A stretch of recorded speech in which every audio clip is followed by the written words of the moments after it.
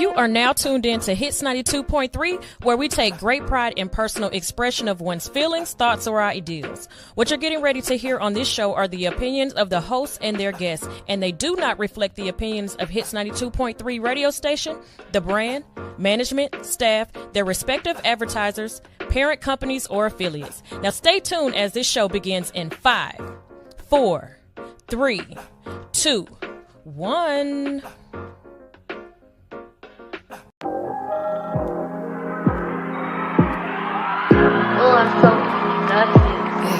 I can't believe I let you in and told you all my deepest secrets. You told me I'm expensive, but you treated me the cheapest. Thank God you let me go, I didn't know how much I needed this. I almost settled for you. Oh, thank God you do what you do. Oh, and now your colors are true. Took me a while, but I knew I'm so disgusted with you.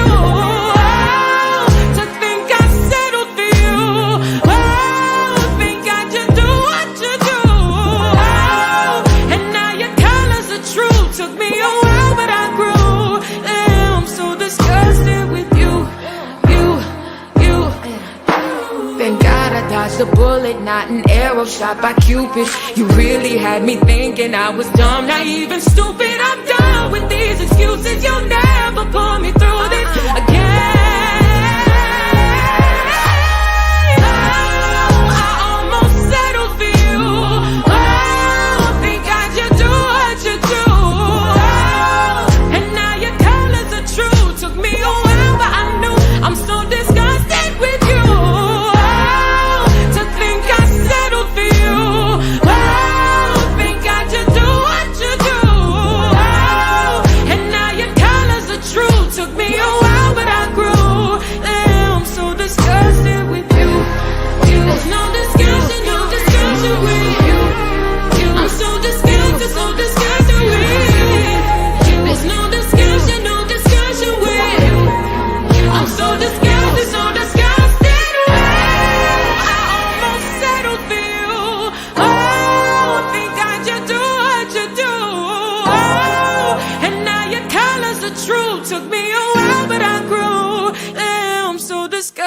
With you.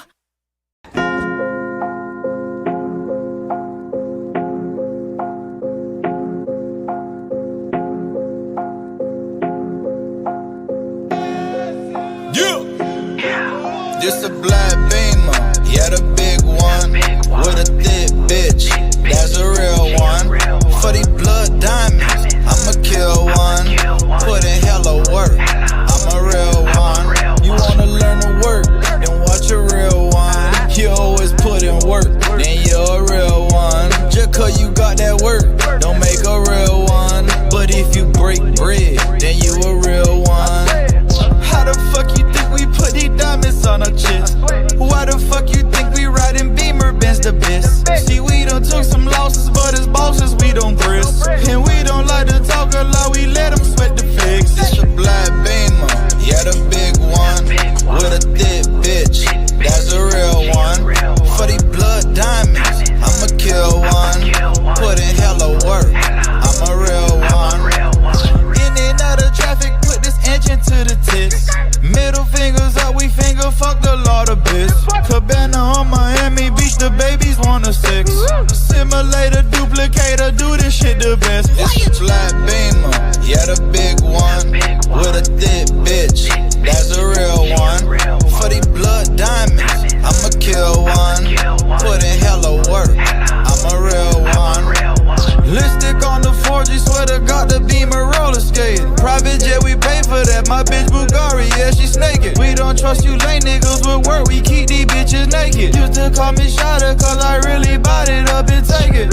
Foreign bitches think they lit, cause we at Papados. This just some stinking shrimp, the rich will be on the top floor. See, we don't feed no lad, cause we done live this life. We poppin' off, turn the head, call it poltergeist. Black Beamer, yeah, the big one, with a thick bitch, that's a real one. For these blood diamonds, I'ma kill one.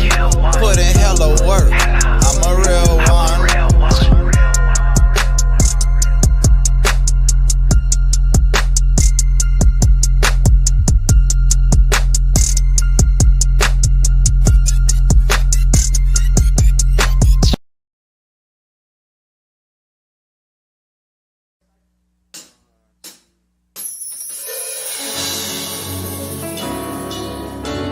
name is Joey H. This is the headband, and this is our submission for Tiny Desk. This song is called Tour Bus, and I wrote this about taking this all over the world and where music can take us. Tricked out my tour bus, tricked out my tour bus. I tricked out my tour bus, tricked out my tour bus. I tricked out my tour bus. I tricked out my tour bus, tricked out my tour bus. Tricked out, tricked out, tricked out. I tricked out, I tricked out, I tricked out. I tricked out, I tricked out, I tricked out. Yeah. Darren Ryan Shoddy. I dare someone to stop me. Dare someone to jump and I throw it home. Sprinting full of winners, hit the map on my mobile phone. Paradise the extra, we can stop cause we very close. Shaking hands with a fan on the west coast. They ask, am I nervous and for rap what I want most? Anxiously, I smile and laugh. Try to think about an answer. It's basically like, I want it all. I need the rain to flee. Been under dark clouds so much it's been a pain to see. Patient, but I'm 28. I'm pacing around the question. Bro, I need some payments, G, back to it. I'm like, man, I just wanna live. Show the world to my girl and our future kids. So I'm on road, got a show to kill, moves to make. He bought a tea and said, good luck, I know you're making life. Tricked out my tour bus. I tricked out my tour bus. I tricked out my tour bus. I tricked out my tour bus. Tricked out my tour bus. Tricked out, tricked out, tricked out. I tricked out, I tricked out, I tricked out. I tricked out. Woo!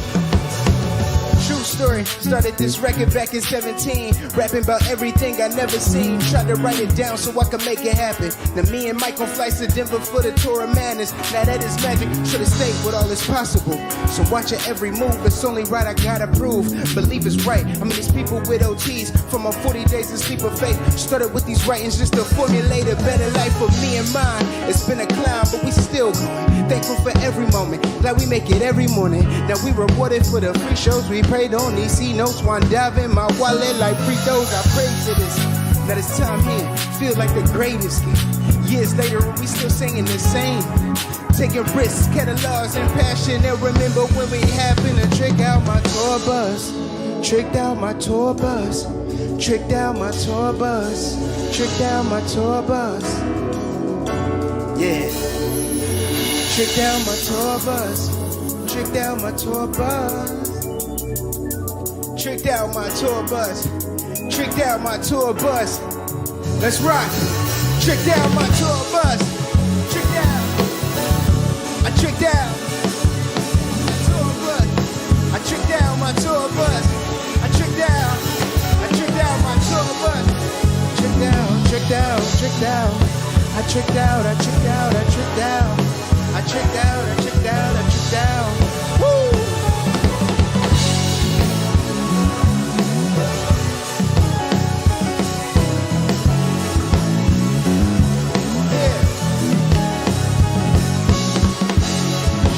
Tricked out my tour bus. I tricked out my tour bus. Tricked out my tour bus. I tricked out my tour bus. I tricked out my tour bus.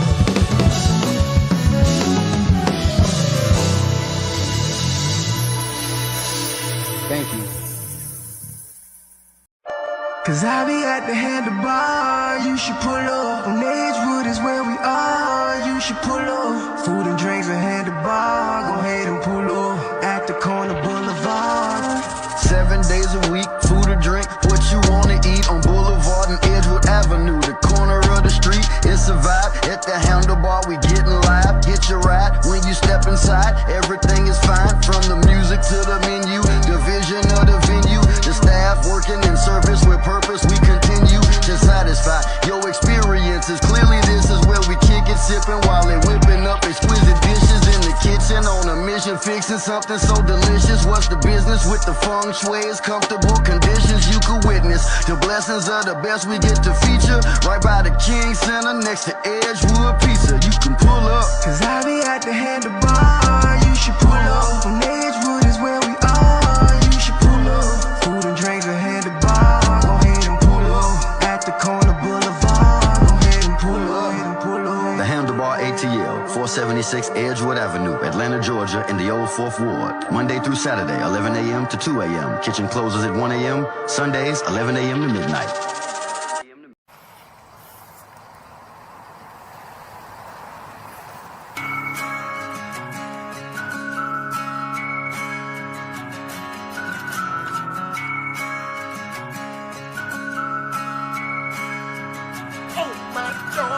Way down in the valley deep is a Baptist child from the belly of the beast. Going bar to bar all across the land. All the women call him Mr. Country Man. I've been drinking, state to state, bar to bar. Drinking, I drive big truck, fast car. I smoke, California country band. All the women call me the Lord. When you see the booze knocking, then you hear the whiskey pouring. See a stallion looking out and screaming, oh my darling. Wham bam, thank you ma'am, baby, I'm hard. Got a plan for the future, she will see me in the morning. Driving like you're dancing on the pool, my darling. Trying to pull up on my Jack Daniel whiskey, I'm pouring. At the bar, land, say the country man touring. I'm a rolling stone, I'll be gone for the morning. Way down in the valley deep is a bad child from the belly of the beast. Going bar to bar all across the land. All the women call him Mr. Country Man. Country Man. Way down in the valley deep is a bad child from the belly of the beast. Going bar to bar all across the land. All the women call him Mr. Country Man. Seen a room 2 days ago, had to beg my pardon. Round for round, we throw him down, screaming, oh my darling. And a girl had a friend and she think I'm awesome. Like my deer in the headlight and I'm playing possum. Drinking, take some shots, put naked in the booth. Country man gotta leave in the morning. Drinking, take some shots, put naked in the booth. Country man gotta leave in the morning. Way down in the valley deep is a bad child from the belly of the beast. Going bar to bar all across the land. All the women call him Mr. Country Man. Way down in the valley deep is a bastard child from the belly of the beast. Going bar to bar all across the land. All the women call him Mr. Country Man.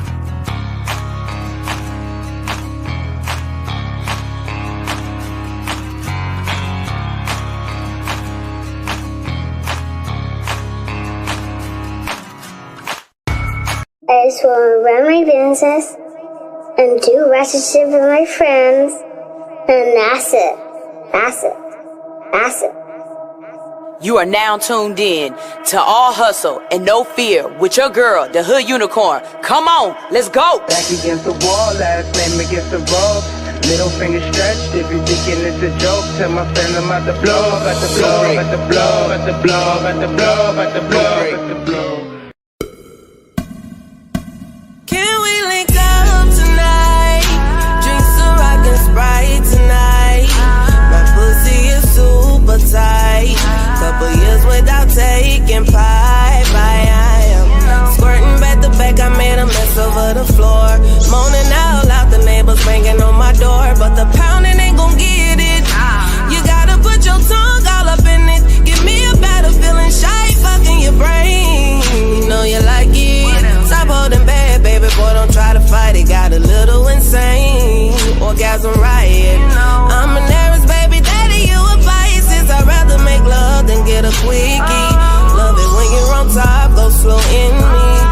And when we make love, it's a hell of a drug. I'm addicted to you like I'm a coke fiend now. Put it in your face, know you like the way it tastes. The way I scream your name in your ear, I wanna sing. Ooh, right there, don't stop, daddy. Feeling so good, riding you like a caddy. Beat it up like a porn star actor. Slurp it up, stimulate from my reaction.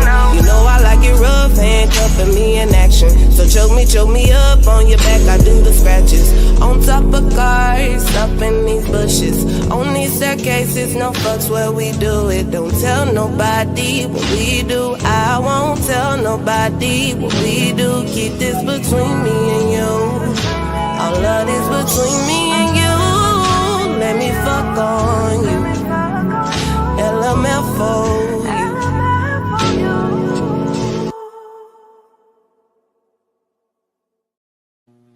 It's something about starting the day off with fine ass women that just make your day just that much better. I promise you, Shaki Era is fine as hell. And just starting the day off with her is just so amazing. And starting your day off with me is the same way. Hey, how y'all doing out there? I am Sunshine Reigns, aka Griselda Blanca, aka Uni the Motivator, aka the Party Starter. But you tune in each and every morning because I am your hood unicorn. I'm here to wake you up with positivity, motivation, current events, and a ton of laughter. Okay. So it is Thirsty Thursdays. You already know on Thursdays, it's kind of like a prequel to Friday. It's like a Friday Eve. We don't really be that serious on Thursdays. I promise you. It just be a little bit of the bulls. It do. Stoner will be in here around 9 o'clock, of course. And I don't even know what we're gonna talk about. Some things that are on my mind that I would like to talk to Stoner about. I don't know if you guys have been hearing the conspiracy theory around Angie Stone's death. So if you haven't, I'm not going to do no spoilers here. I'll talk with Stoner about that. Also, it was something else. Oh, we might continue our Monday night conversation with you guys because me and Stoner were talking about some of the conversations that was going on at Harold's Bar, and it was really good, you guys. Like Monday's conversation was super good. We were talking about if people if your significant other has a best friend or has a work bae or something like that of the opposite sex, how do you feel about that? But as always, it went down another lane. And so there were some topics that I definitely want to bring back up here. If you haven't watched the Harold's Bar footage, it's on my YouTube and the Hits YouTube.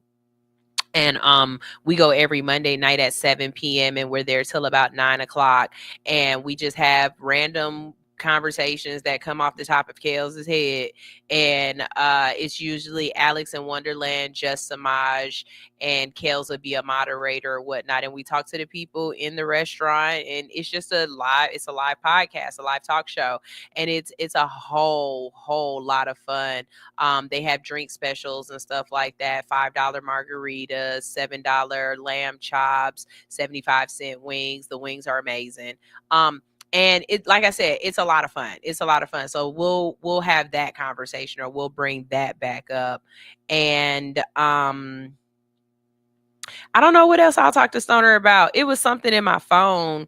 Did y'all see the way that over across the pond they done set Elon Musk's car on fire? They starting to do protests against Tesla. And so somebody set a whole bunch of Teslas on fire at a dealership. Another person went and stole the tires off of a whole bunch of Teslas, which is weird because I thought they had cameras on them. So ain't you gonna get caught with that? I don't know. But we got some things that are going on that we definitely gonna talk about, and that's what's up. Also, I want to get a little bit more into playing new music. I feel like waiting for my new music promotion to come around, I think it takes too long. And I think we deserve new music more often than we're getting it, right? So I'm going to work out something so that at least once a week we play new music and I get some new music in here for y'all. Cause like I said, that country song is starting to stick with me. Like I feel like I want to, toss my feet around and I want to start, doing little stuff. So we need some more stuff. We need some more beats. We need some more hits out here. Okay. And we're definitely going to work on that. Let's see. We got a comment. Teacher Anitra said, it's so sad. Angie Stone, one of Columbia, South Carolina's finest. My city is really hurting right now. And, prayers goes out to Angie Stone's son. I don't know how close her and D'Angelo still are, but prayers go out to D'Angelo because that's his loss as well. And I just hope it wasn't anything sinister or nefarious with that. And like I said, we'll discuss that later. and we'll talk more about that. I know I got to motivate you guys, and my motivation for this morning actually came from Zoe. This motivation comes from Zoe, and the reason why it came from Zoe is because I have a routine in the morning. So my routine in the morning is to set my alarm for 6 a.m. so that I can get up to exercise. And then at 6 a.m., when my alarm goes off, to cut it off, because bitch, I'm not getting out of the bed right now. I'm way too comfortable, and it's still cold outside, and it's still kind of chilly in my room. I haven't got that part of my discipline together yet for it, but it's in my head to do it. So eventually it's going to happen. Every morning I wake up and I visualize myself doing the exercises that I want to do. One day I will actually get out of bed and start doing it and creating that habit. Once it starts, it won't stop. Hopefully. Right. Okay. But then I actually get out of my bed around like 6:40. And I get Zoe up, and as me and Zoe are getting dressed to leave, I am listening to motivational videos on on YouTube. So this morning, after I woke Zoe up, I went into the bathroom first. I didn't go right back to my phone. And Zoe walked into my room and she turned my phone on. Automatically, she just went straight to YouTube and turned on the motivational messages, and they started playing. And I was really proud of that, because it's like she knows what we need in the morning to get this going. And I asked her, are you listening to any of this? And she's like, yeah, I'll be listening. And I'm like, okay, good. Because even though you might not understand it right now, your brain is going to recall this one day in the future when it needs it. And so I'm glad she's hearing this every morning with me, right? So this particular message that she pulled up, they started doing a scene from Coach Carter. And the scene from Coach Carter is where the little Filipino boy, he done been kicked off of the team or whatnot. And Coach Carter kept asking him, what is your biggest fear? What is your deepest fear? And the boy kept saying, I don't know what my fear is. I don't know what my fear is. And finally he went and Googled it, I guess, because that's the only way he could have found this answer. And his answer was a quote or poem or passage from Marianne Williamson's book. Now, this particular quote has been requoted as a Nelson Mandela quote, but Nelson Mandela never quoted this. This isn't his quote. This is from Marianne Williamson's book. If you don't know who she is, she was like Oprah's personal, mental therapist or whatever, like social therapist or whatever. And she also ran for president in not this past election, but the election past. She was with Biden. When Biden ran, she was one of the my brain is saying contenders, like she was about to fight it out. But yeah, she didn't make it very far. But one of the things that I hate is that whenever they quote it, they leave out parts of it that are really, really important. So Zoe is listening, and I told her, come back, because she's walking around, so she's missing parts of it. I told her, come back, and I rewound it, and I let her listen to the whole thing, listen to it. And then I rewound it again, and I took this off of my vision board. So this has been on my vision board or on my wall. It used to be in a frame for a while, since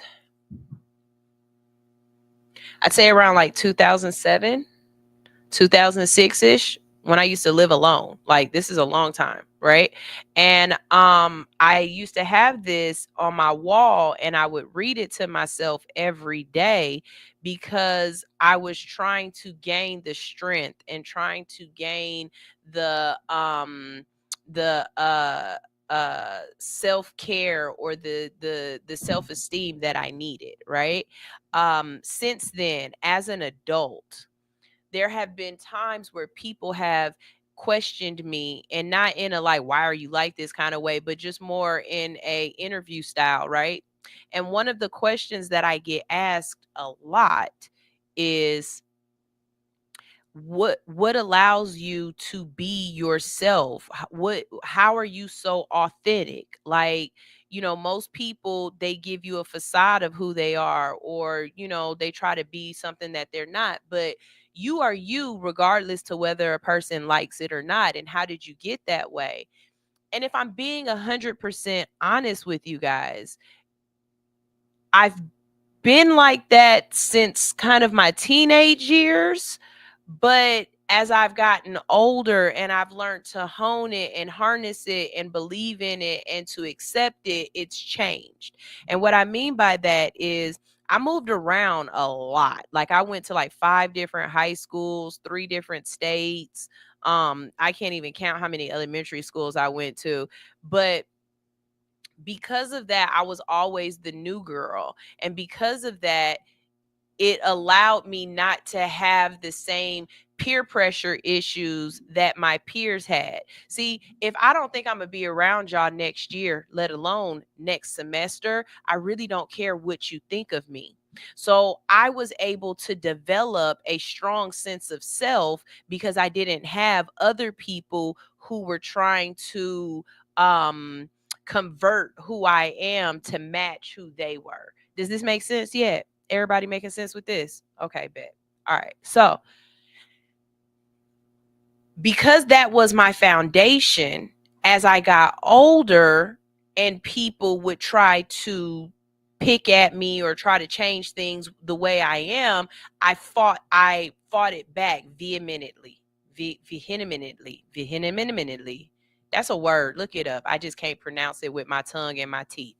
But anyways, I can remember one time working at Baker's when I was about like 25, 26, 27 years old, somewhere around there. And this customer, as I was talking to him and explaining to him and his wife the shoes and the bag and whatever, he was like, why are you so extra? Like, why are you so, you're just, huh? But the way he was saying it was like he wanted me to change. And I asked him right then in that moment, like, what would you prefer for me to be? Like, this is me authentically. I am a excitable person. One of my homeboys, he told me, he was like, you're so flamboyant, right? That was the word he used for me. If that is who you are authentically, if that is who you are naturally, please lean into that. Don't let anyone else try to make you change to fit their narrative of what they think a person should or should not be, or how they should or should not act. Okay? Because see, the world needs different people. There are so many people that are trying to get us to be like Fox News, where everybody is blonde, blue-haired, blue-eyed, everybody look exactly alike. That be killing me sometimes when Caucasian people be like, all Black people look alike. And then you see all of the female reporters from Fox, or you see all of the men bachelors, and you be like, I think all y'all look alike. I don't know who you're talking to. But those differences, the things that make you unique, is what God put in you. Don't stifle that. Don't let that go away. Don't push that down to make someone else comfortable.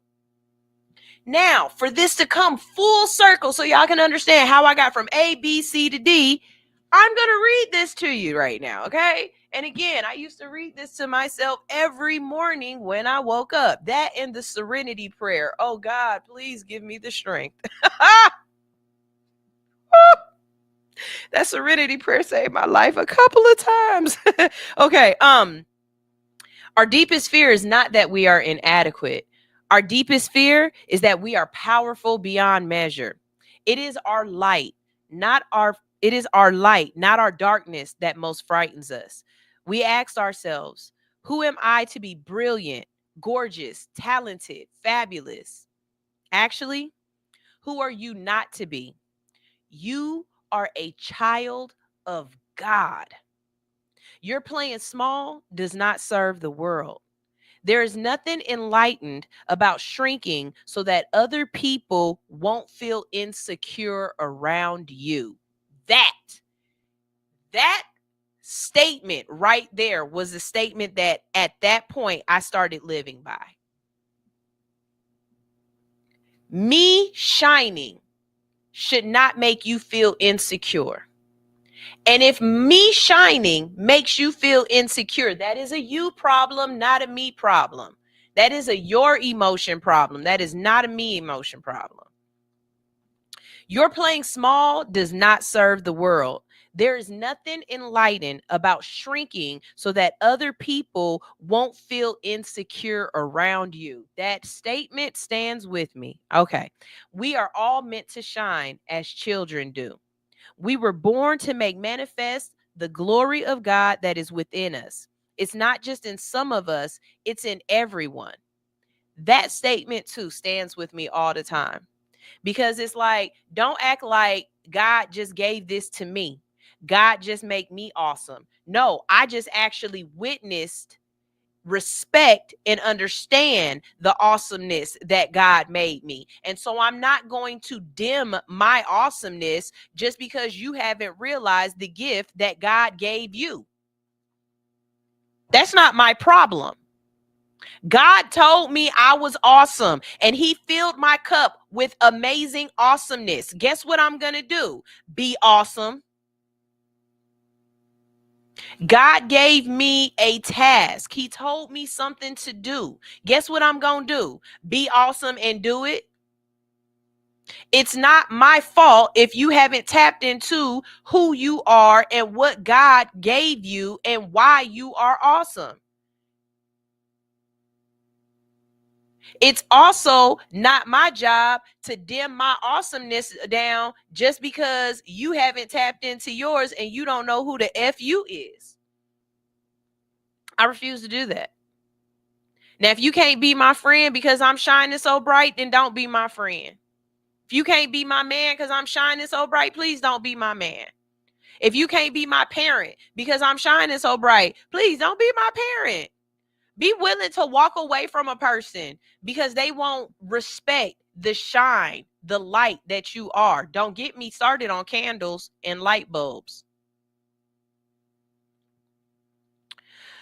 We were born to make manifest the glory of God that is within us. It's not in just some of us, it's in everyone. And as we let our own light shine, we unconsciously give other people permission to do the same. As I am shining, I am telling you that I want to see you shine too. Be bright like a diamond. I'm giving you permission to shine because I'm accepting my shine. Shine on, baby. We can shine bright together. Let's go. As we are liberated from our own fear, we unconsciously give. As we are liberated from our own fear, our presence automatically liberates others. Y'all, this will go right back up on my vision board. And it's one of those things that I look at, I read, I encompass this into my world. There are a lot of poems out there that I have utilized in my world to understand or bring articulation to the emotions or the feelings that I have. One of them is actually on my back, and I named my daughter after her. So there's a I call her a poet, but when I look up her name, they call her a French American diarist and essayist. So I read her diaries, the diaries of Anais Nin, and they were beautiful. They were amazing. And there were so many different quotes in there that I felt like they just sat with me. They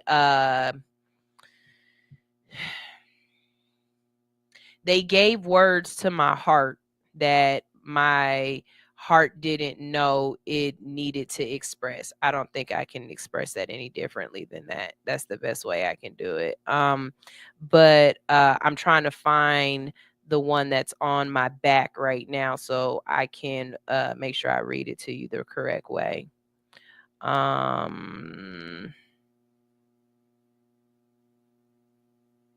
But she does have some quotes that I need to tell you anyway. Okay, so this one right here. And the day came when the risk to remain tight in a bud was more painful than the risk it took to blossom. That one right there, that's a deep one for me because it reminds me that staying where you are hurts so much more than going off and being great and being amazing. Like, how dare you try to stay this small, insignificant being when you are meant to be big, bold, and bright? You are meant to blossom. You are meant to smell and beautify and be amazing. Don't allow life to shrink you, especially because of fear. Especially because of fear. Let me see if I can find this. Okay, let me see. Because it's kind of long. And I can't no, that's not. Let's see. I wonder if I put I want to live life. Let's see. I don't want to become normal, average. That's not it. Oh my God. Oh, there you go. Here it is. Here it goes. Okay. So, reality doesn't impress me. I only believe in intoxication and ecstasy. And when ordinary life shackles me, I escape one way or another. If you know anything about my personality, you will understand how that poem has shaped my world. Reality doesn't impress me. It doesn't. I want to be a part of your imagination, a part of your delusions. I want to be a part of that piece of you that only you can manifest, right? And if I have to be a part of the everyday humdrum, dull, dark, dank, dismal, I don't know another D word except for damn, life, I don't want that. I want my life to be sparkly and beautiful. And anybody around me, I'm trying to add sparkle and beauty and light to your life because you're in my life. So you deserve that as well, right? I only believe in the things that will make me feel happy, the things that give me life, ecstasy, the feelings of euphoric, right?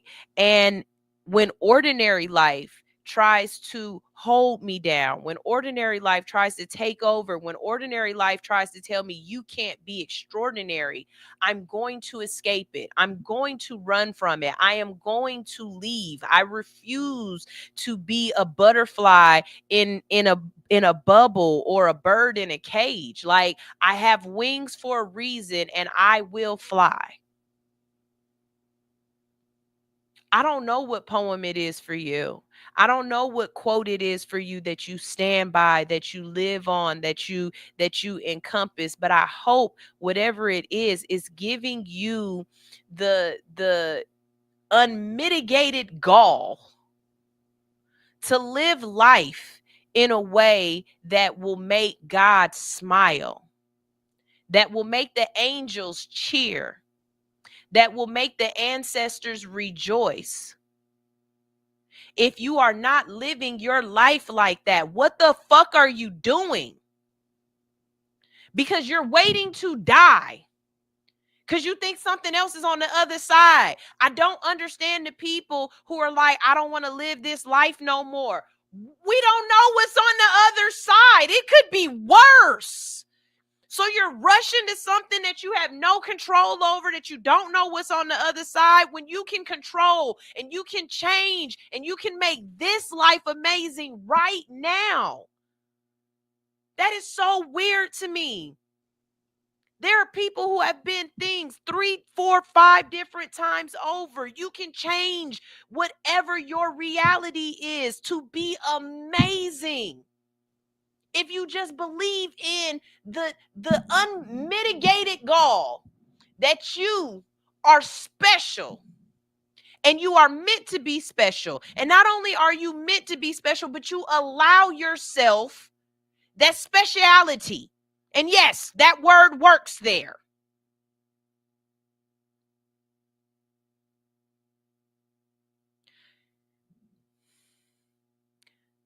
Yes, life sucks.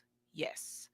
The president that is president now or was president past or president will be might not be the president that you want. Yes, there are weapons of mass destruction. Yes, there is pollution in the water and the soil and the air. Yes, there are weird ass people that are walking around and they're doing bad things to other people. Yes, that is the realities of life. Does that have to be your reality of life? No. No. Your reality is whatever it is that you can imagine and you can make up. Your reality is whatever you believe without any fear.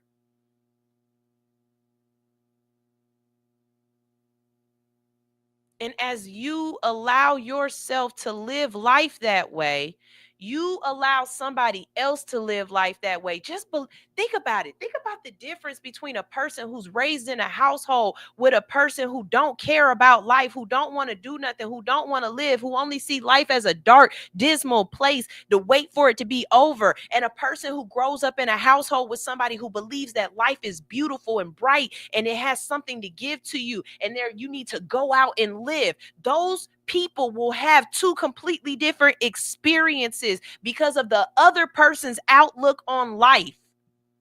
Be the person that allows somebody else around you to have a positive outlook on life.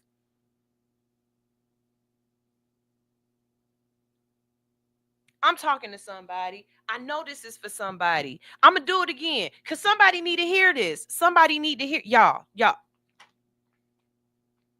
Our deepest fear is not that we are inadequate. Our deepest fear is that we are powerful beyond measure. How many of y'all is out here not doing what you supposed to be doing because you afraid that you ain't gonna be good at it? Or you so afraid that you gonna be good at it that you don't do it. Come on now. It is our light, not our darkness, that most frightens us. Because now that you are light and love, you have that spotlight on you. Everybody is watching. So now you scared because they watching. Let them watch. Let them watch. Let them watch the good, the bad, the ugly, because that is what life is. Life is not just one or the other. It's yin and yang. It's life and death. It's up and down. It's rain and sunshine. Let them experience all of you. Let that spotlight show your vulnerabilities as well as your courage and your strength. That is human. That is humane. You so worried about you don't want to show weakness, but in that weakness is strength. In that vulnerability is power. Expose it. We ask ourselves, who am I to be brilliant, gorgeous, talented, fabulous? Actually, who are you not to be? How dare you allow somebody else tell you that you are average, you are not amazing, that nobody else will ever want you. You got too many kids. Nobody else will ever want you. Ma'am, do you know that they do not let men be morticians in most places, or don't like men to be morticians because they will bust down a cadaver? So you having 4 kids ain't gonna stop nobody from loving you. You having a couple of extra pounds and being fluffy ain't gonna stop nobody from loving you. Sir, ain't nobody gonna stop loving you for whatever reasons men think that people ain't gonna love you. Cause you got 4 baby mamas. It's somebody out there who's willing to be your 5th. It's enough people trying to make you feel like you ain't the shit, that you definitely don't need to be on the side of you don't feel like shit. You are a child of God. If we are made from star stuff, how dare you act like you are dirt? You are a child of God. Shine. Be the Nephilim that you supposed to be. I'm sorry. That might have been too specific. Y'all might not know what the Nephilim is, but if you ever want to get high with sunshine and have some real conversations, jump in my DM. Your playing small does not serve the world. There's nothing enlightened about shrinking so that other people won't feel insecure around you. I'm going to tell you something right now. Don't tell me that you intimidated by me. Don't tell me, don't look like you know what I'm saying, like you don't like me because I'm who I am. Baby, I bet you one thing Sunshine won't do is dim her light so you feel better. Baby, if anything, please don't ever let me feel like you feel like that about me around me, because I'm gonna piss you the fuck off, because it's gonna get worse. Because I'm trying to let you know, baby, you can shine too. Why you so goofy and loud and like that everybody's watching? Stop saying everybody watching? Who, me? They watching me right now? Well, turn it up. Let's go. Matter of fact, let me put on these. I just had a vision of me at an event that I threw for Freaknik, and I had a penis thing on my head. But who cared? Like, that was me in that moment.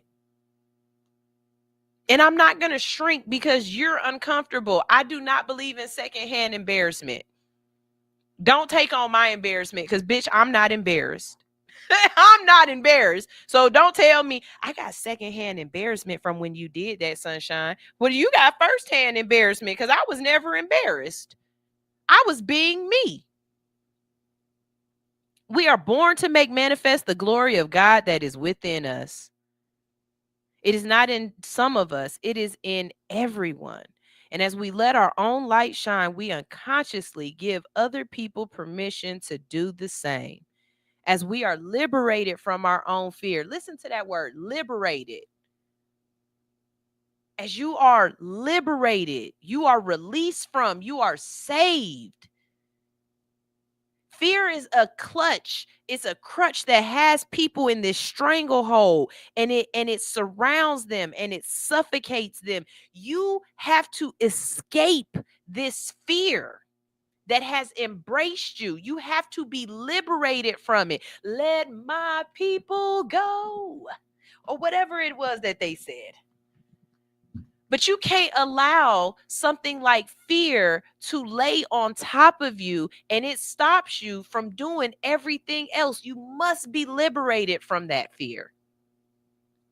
As we are liberated from our own fear, our presence automatically liberates others. Ain't that what I'm doing every day? I'm coming here every day and I'm letting you know about the fears that I am releasing myself from. When I tell you about my imposter syndrome, that's me letting you know that you are not alone. If you have imposter syndrome too, you are not alone. But guess what? We're going to let this go together. We're going to work on this imposter syndrome together. We're not going to let this stop us from growing, moving, and glowing up. I'm here every single day living this. Every time I act a fool, every time I say something and it's authentically how I feel, every time I allow myself to be transparent and to be vulnerable, I'm allowing you, I'm giving you the same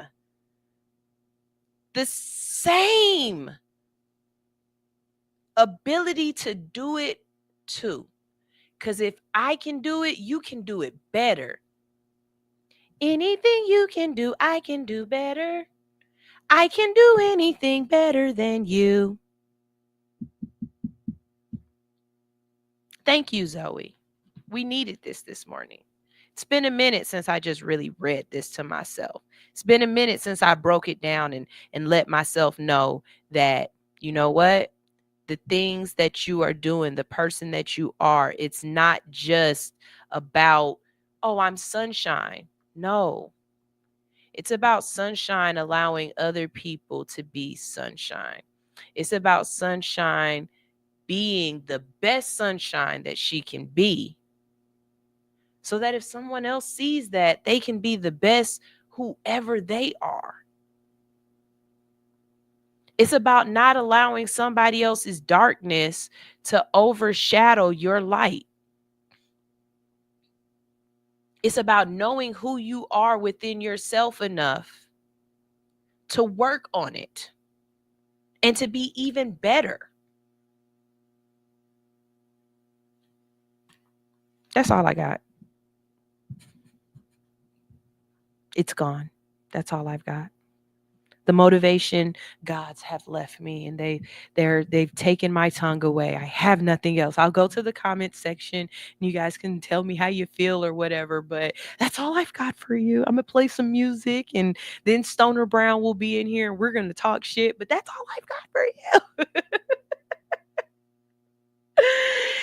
you. DJ Sway said mad respect and blessings. My J Nails said clap, clap, clap. Little Crisis 1 said planes, planes, planes. And that was over on our Instagram page.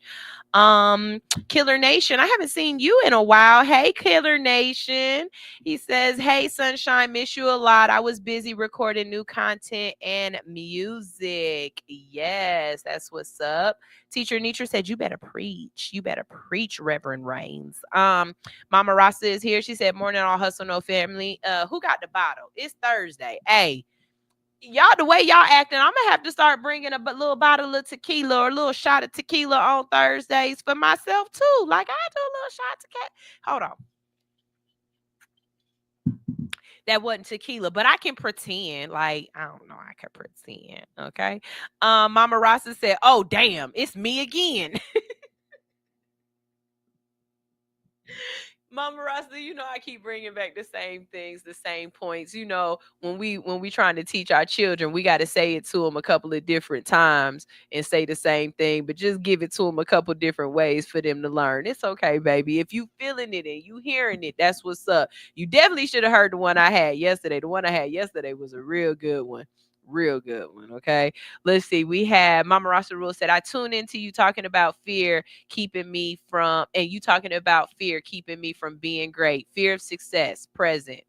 Hey, it's okay. It's okay. As long as you know what it is, the first phase is to acknowledge it. That's the first phase, baby. Once we get you to acknowledge it, once we see it and we know what it is, we can work on it. It's a lot of people walking around right now don't know what their damn problem is. You know what I mean? And I'm not saying you always gonna know what all your problems are, but if you know, if you got at least A, B, and C problem to work on right now, let's just work on A, B, and C. We'll get to D, E, and F and H, I, J, K later. But we're gonna work on A, B, and C. And if A, B, and C is a fear of perfection, a perfectionist fear, if A, B, and C is imposter syndrome, if A, B, and C is a failure to launch, then let's work on those first. And as we work on those, we'll work on others. Okay. It's a journey, baby. It's a marathon. This is not a sprint. This is a marathon. We gonna work on this, okay? Big Red Leads is here. He said, I felt that in my spirit. Thank you, thank you. Teacher Anitra said, I done put liquor in my coffee. She said she got that liquor in her coffee. That's what's up. That's what's up. Y'all, we're gonna go ahead and go to a commercial break real quick. Play y'all some good music, some tunes. When we get back, Stoner Brown will be in the building and we will be talking about something. If it's something that you guys want to talk about, want to discuss, something you heard about, and you like, oh, Sunshine, did you hear about this? Go ahead and drop it in the comment section and let me know. And we can talk about it. And until then, here is a commercial. It could have been your commercial I was playing, but you ain't. Go on allhustlenofear.com and submit your business so that I can advertise for you. But they did. Body image and positivity are major impacts in today's society. At Nurse to Beauty, we believe in bringing the beauty from within to the forefront. For those of you who are planning to have cosmetic surgery, Nurse to Beauty is ready and available for all of your postoperative needs. My name is Dontricia Dunham, and I am the registered nurse and owner.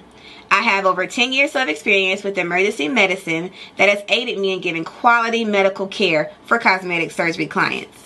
We specialize in a number of safe and effective options and solutions to help you achieve your ideal body image. Have a one-on-one virtual consultation via phone or private suite location. Have your lymphatic therapies and all other postoperative needs performed by a licensed medical professional. Mobile postoperative services are also available upon request. Not interested in cosmetic surgery at this time? No worries. We also provide an array of body modification services to fulfill all of your beauty enhancement requests. We understand how costly aftercare can be after a cosmetic surgery. Ask about our affordable payment plans today with instant approval and no hard credit check. Log on to www.nurse2beauty.com for more information. Call or text 404-849-0260. For education, client transformations, and reviews, follow all of our social medias at Nurse2Beauty. See you next time.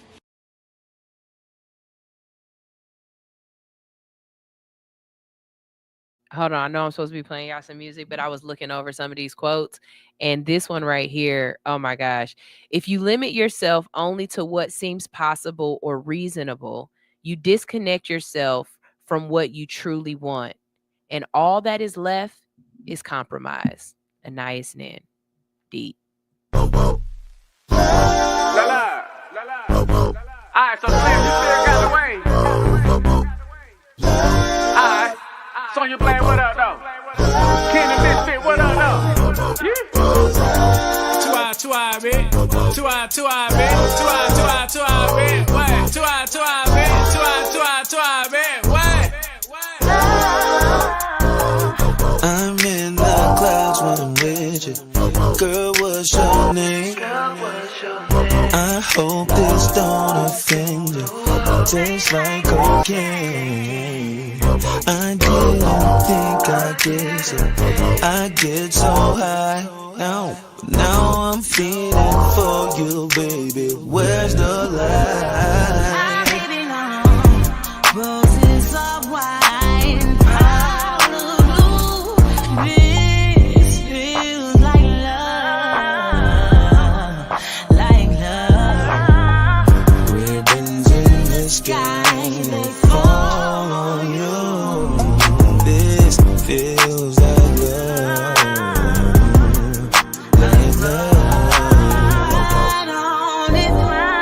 Boy, I send you out of reach when I ride on it. What you lacing in my weed? Put my life on my life. Boy, you know just what to do. Baby, I can't wait to get to you.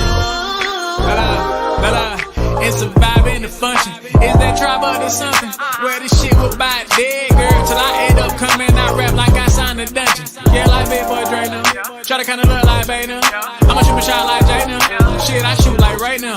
I'm seeing girl like straight now. On God, little love to make a way now. If you scared, go to church like gay now. But ain't scared, I'm with a DJ now. She said I pass on my heart, we can blade now. But I like them blocks, okay now. Shit, I'll shade them. I said, girl, your love is so guitar. Now let me play on that. I play your favorite song, God Clash, let me stay on that. I knew it was a smash when I featured Sonya Blade on that. 4 years later, caught her up and hit replay on that. Girl, I had you spending all your funds. Hit you with this rock and you think that I'm cheating Peter Gunn. Say some shit like, nigga, did you smoke crack before you came over? You remind me of my G, but I just Range Rovers. Dog that pussy, I don't really care, I just want you to come around my way. I know I got a lot of mouth that'll make you scream, God, find your face, ain't he good? Yeah, think I like it better around my face. Get your top 8, I think I like it better around my space. Tano, anyway, white lines, black glove, opposites attract in here. I just brought the pack in here, and I brought this hard drive computer, don't get hacked in here. 2 eye tribe on God, Blade, we snapped in here. Willie and baby. Roses of wine, out of blue. This feels like love, like love. Ribbons in the sky, they fall on you.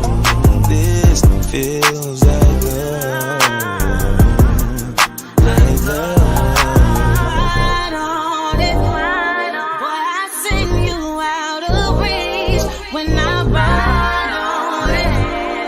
got you lacing in my way. Put my life on hold. Well, you know just what to do. Baby, I can't wait to get to you. It's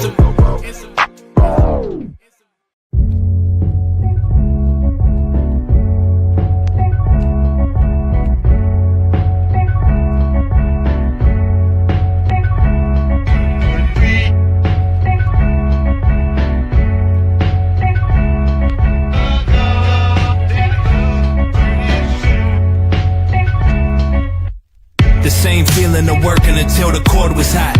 All my dreams born under the same 40 watt.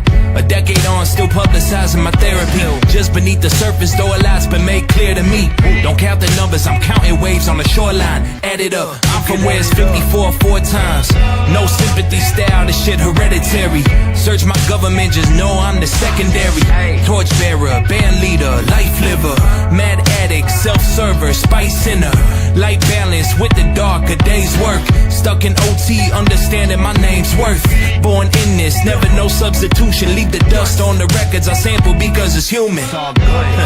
And until I return, a couple hundred funded for the tree burn. Blessed is green earth, I'm on a slow climb, still finding my footing. 9 to 5, pay the mortgage, so I reinvest the booking. Everything's for sale right now, if you wanna test me, I'll throw this beat in if you could treat it better than me. Name on the big screen, the price went with it. My ego somewhere in between composure and y'all tripping. Building a plane while I fly at my son's eyes, inspire it, I can never retire. This from the east side, now we beachside out west. This a B-side, it sounds better than y'all's best. Yeah, face the music though it's sad but true. I'm on an island digging through crates like Crash Bandicoot. Seattle cat back like Griffey. Me and H on siren time, you know the watch face digi. Stay on translate for the fans, man, we been busy. Otani out in Japan, so many spins we got. So many spins we got dizzy. So many spins we got dizzy. Otani out in Japan, so many spins we got dizzy. We got dizzy. New EPK and we going for Billy. So many spins we got dizzy. So many spins we got. So many spins we got dizzy. With 29 rotations, dog, I pray to see 50. Pray to see the time that parades orbit the city.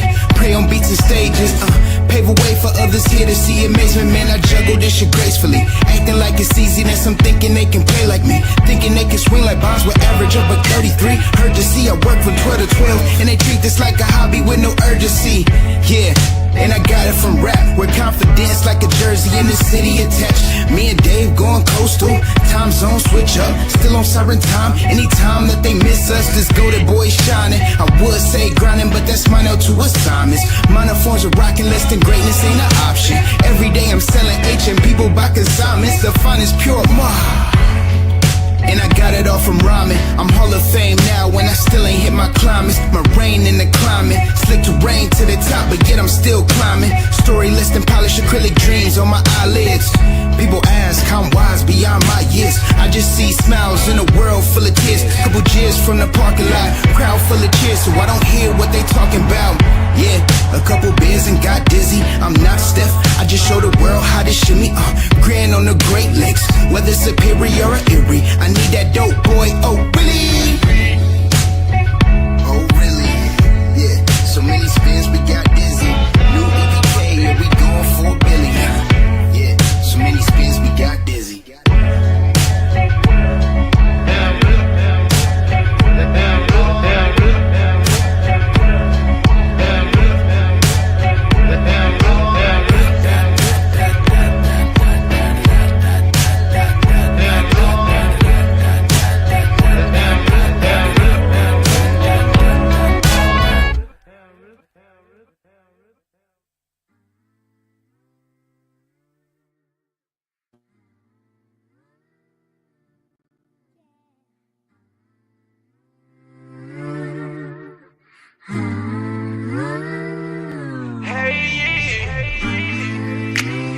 Everybody out here talking about they want a new thing, a little woo thing.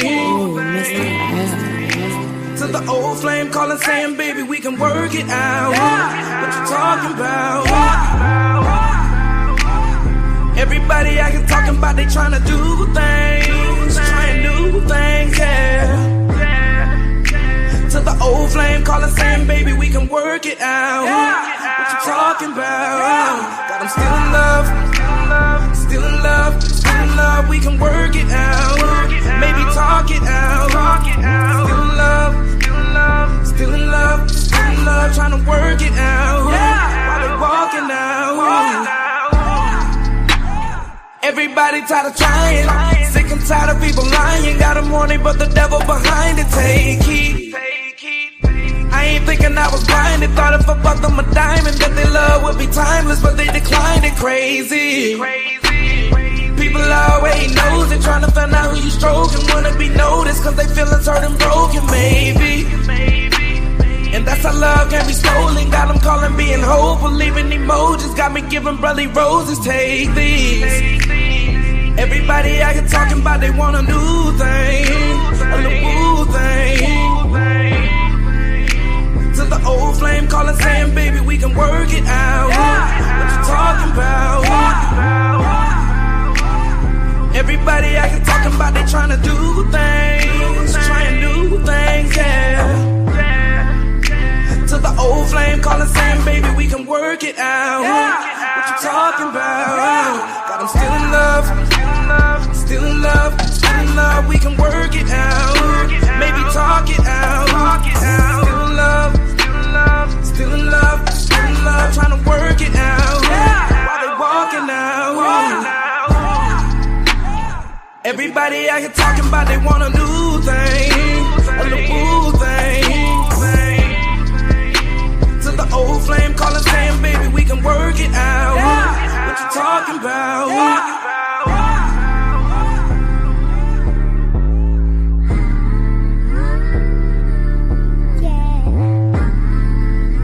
To the old flame calling saying, baby, we can work it out. What you talking about?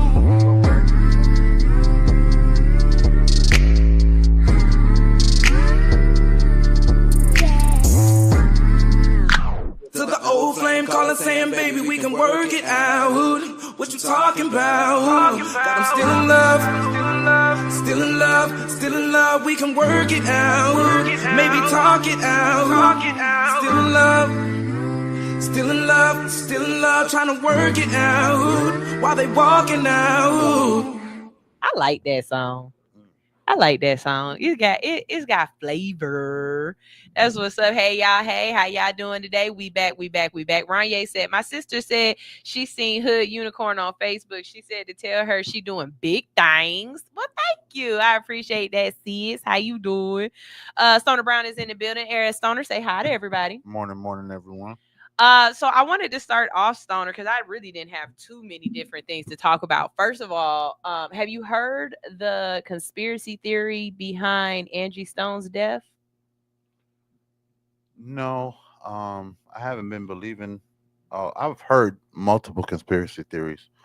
I actually know people that were. I know people that. Two of my friends that I grew up with were in the band. Oh wow! Like they were actually on. They're her backup singers. Wow. So, how are they doing? Are they okay? They both. I think one of them is still in the hospital. Really? And I think the other one is. But their twin sister is born. They're twin sisters, identical twins, and they've been singing for Angie Stone for years. So it's kind of hard for me to believe the conspiracy theories, or to take them serious, because it would mean that someone didn't care about my friends' lives as much, and and they were trying to take Angie Stone out. And from the people I know who are closer to the, like, you know, Blue is her, Blue, the guy that we get our printing stuff from. Yeah. One of her kids, he's a godfather to. Oh. And he was actually picking her son up from jail, who's just being released from jail, and they got the call together. So it's really close to me. You know what I'm saying? Like directly my circle. Those are all people who I actually you can know. reach out and touch. So call. more people are just saying it was a freak accident than anything else. You know what I'm saying? Mm. So it's kind of hard for me to digest those conspiracy theories, which may be true. Right. Because you know they're aligning it with like the whole Michael Jackson thing. She was asking about her royalties and why she wasn't getting paid the way she was supposed to be getting paid. And I think Yeah. she was talking about suing or something like that. And so people were trying to say that out of everybody on the van, she was the only person who passed away. And so it must have been some sort of conspiracy theory for the industry to kind of take her out so that they could keep her monies. Yeah, but all the people in the van would also be allotted those monies. If she's being cheated out of it and you're riding around with your band, those people got to get paid off the same thing as well. You know what I'm saying? So it would behoove you to just wipe everybody off. And then, not to say it like this, but Angie Stone is not the first artist to be robbed of her royalties. Right. You know what I'm saying? There's plenty other artists who we know to this day still crying about their royalties that they're not murdering. You know what I'm saying?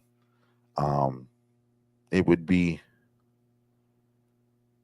it would make more sense if there were more people. Like every time somebody asks for some money, they get more murdered. people got taken out. Yeah, right. No, yeah. I think the bigger conspiracy theory in the music industry is that one label who had everybody on their label and they artists just kept dying. Yeah, and they were saying that they had life insurance policies on them, so it was like they the were same label that Megan Thee Stallion was signed to. yeah, and they kind of feel like though that they were actually looking for the kids who were crashing out because they knew they could get paid off of them. Yeah, yeah. That ain't no conspiracy. That's, I hate to say it, but that's business. If you're a business, if I'm a business, like right now, if I'm signing young rappers, I'm getting life insurance on all of them. I'm getting life insurance on all of them. We just watched a young dude and him and his daughter get killed. What was that about? I didn't. So I'm not big on a lot of these new age, newfangled rappers. I don't know their names or their histories or whatever. But the way they were saying it, I guess I felt like other people knew who he was. I didn't know who he was. I just saw that a young man was killed and his kid was killed too. Can you explain what happened? Well, he's a rapper named Lil Ronnie out of Texas. Okay. And he just had street beef. What part of Texas? Like Houston? I think Houston. Okay. But he just had, it was Houston. He just had street beef, just like any other little rapper does. That's why I would take out life insurance, because once you blow up in your neighborhood, all your neighborhood dudes, the dudes who was hating on you before you got famous, they're gonna be really hating now. Right. You just a target now. Now I can get up. I can get rich off of killing you. I can steal stuff off of you, or maybe we had some beef back in the day, and niggas just don't want to see you shining. You know what I'm saying? And that leads to whatever beef he had. They just caught him at the gas station and started shooting at him. And he tried to run the first bullets they shot at him was towards the car, so he tried to run away from the car so that they wouldn't shoot the car up with his daughter inside. He didn't know that they had already hit her. You know what I'm saying? So he's trying to run away to draw the fire and intention away. By the time they catch him, though, he's dead already. His daughter's already dead. So it wasn't nothing. Again, it wasn't nothing abnormal about rappers and street dudes and these young dudes. You know what I'm saying? That's why, even though it sounds like a conspiracy that this label is getting life insurance on all these rappers and they're dying, it's what I would do if I owned the label. Because I'm about to pour a couple $100,000 into you and you don't live more than a year. How do I get my money back? You know what I'm saying? Insurance. A $1 million life insurance policy. Insurance. A life insurance policy that you couldn't afford yourself. And at least I have a little something left over that I might, if I'm altruistic enough, give your family some. And they don't. They usually don't. They don't. But you know what I'm saying? Because the family don't even be knowing that it's a whole life insurance policy out on them. No, but that's the thing. If I'm the label, I'm not telling your family member. Right. That's what I'm saying. Because I don't want nobody to claim this. Not only claim this, I don't want one of your aunties to think she could flip the damn car with you in it and get paid. You know what I'm saying? That life insurance on that nigga, if we get him knocked off, goddamn, he worth more than he is dead. People are stupid. Well, I hope Angie had all of her, affairs in order and stuff like that. unfortunately, it seems like a lot of times when more of the more successful people pass away, like Prince or like Aretha Franklin, you know what I mean? It's almost like they didn't have their affairs in order, and so everything takes a lot longer. She has a child with D'Angelo, right? She got multiple children. With D'Angelo? No. She got one with D'Angelo, but she's got older children than that. Okay. I can't even say are the kids all right, because they can't be. Nobody's all right. Nobody's all right. Nobody's all right. They can't be. Nobody's all right. Shit, my sister died in 2003. I'm still not okay. Yeah. It doesn't. You don't get okay. There's nothing to fill that hole with. What you become is, if you are a strong person, not a strong person, but it just takes a certain amount of time, a certain resiliency. You get stronger every day. You get further away from the trauma and further away from the loss. You don't lose you don't miss, you can't fill the hole, but you can build up a bigger wall around it so you don't fall into depression every time you think about it. But nah, you can't fill that hole. My sister gone, my brother gone, shit, my nana gone. You can't fill them holes. It don't, Yeah. I was telling everybody about Monday night and the conversation we had on Monday. Lord. I always will say this, Stoner, I always appreciate you stepping up and showing out for me when I call you and be like, hey, I need you real quick, because you already could tell if you wouldn't have came, it would have only been Alex. It would have been Alex. Yeah, we would have made it work. Yeah. Alex is wonderful. Yeah.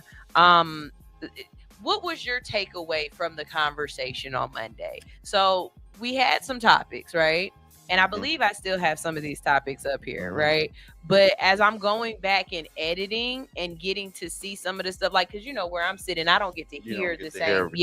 Right. I'm seeing that there were conversations that were had that I kind of missed out on. And I'm like, wow. Okay. So the first question that we had was unorthodox friendships with an ex, in-laws, or co-workers of the opposite sex. Is it inappropriate? And I don't know how y'all got on the baby shower and the wine, and stuff like that. So the question that came from Alex, she was just expounding on the question that was already asked and trying to give scenarios. One of the scenarios is, what if you're close friends with your ex's sister? Say y'all were friends and then y'all broke up and now you have a new relationship and you're still friends with the sister of the ex. And she was saying, what if she gets pregnant and has a baby shower?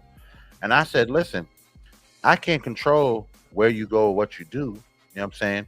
But you got to make good choices. You can't go be nowhere where this Negro is at and liquor is flowing.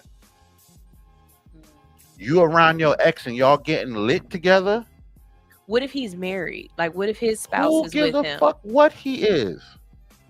I'm not in there to trust him. And I heard that part too. I heard you say that it wasn't about me trusting you. It's about me not trusting this nigga. I don't know him. If the nigga was so great, you'd still be with him. I heard that part too. I heard.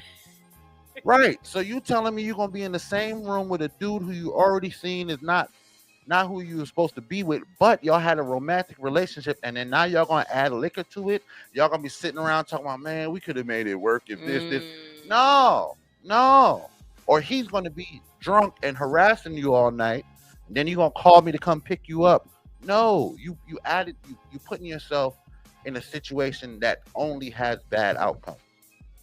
The chance that you're going to have a good outcome from this situation is a lot less than all the bad that could come from this, just because you're there.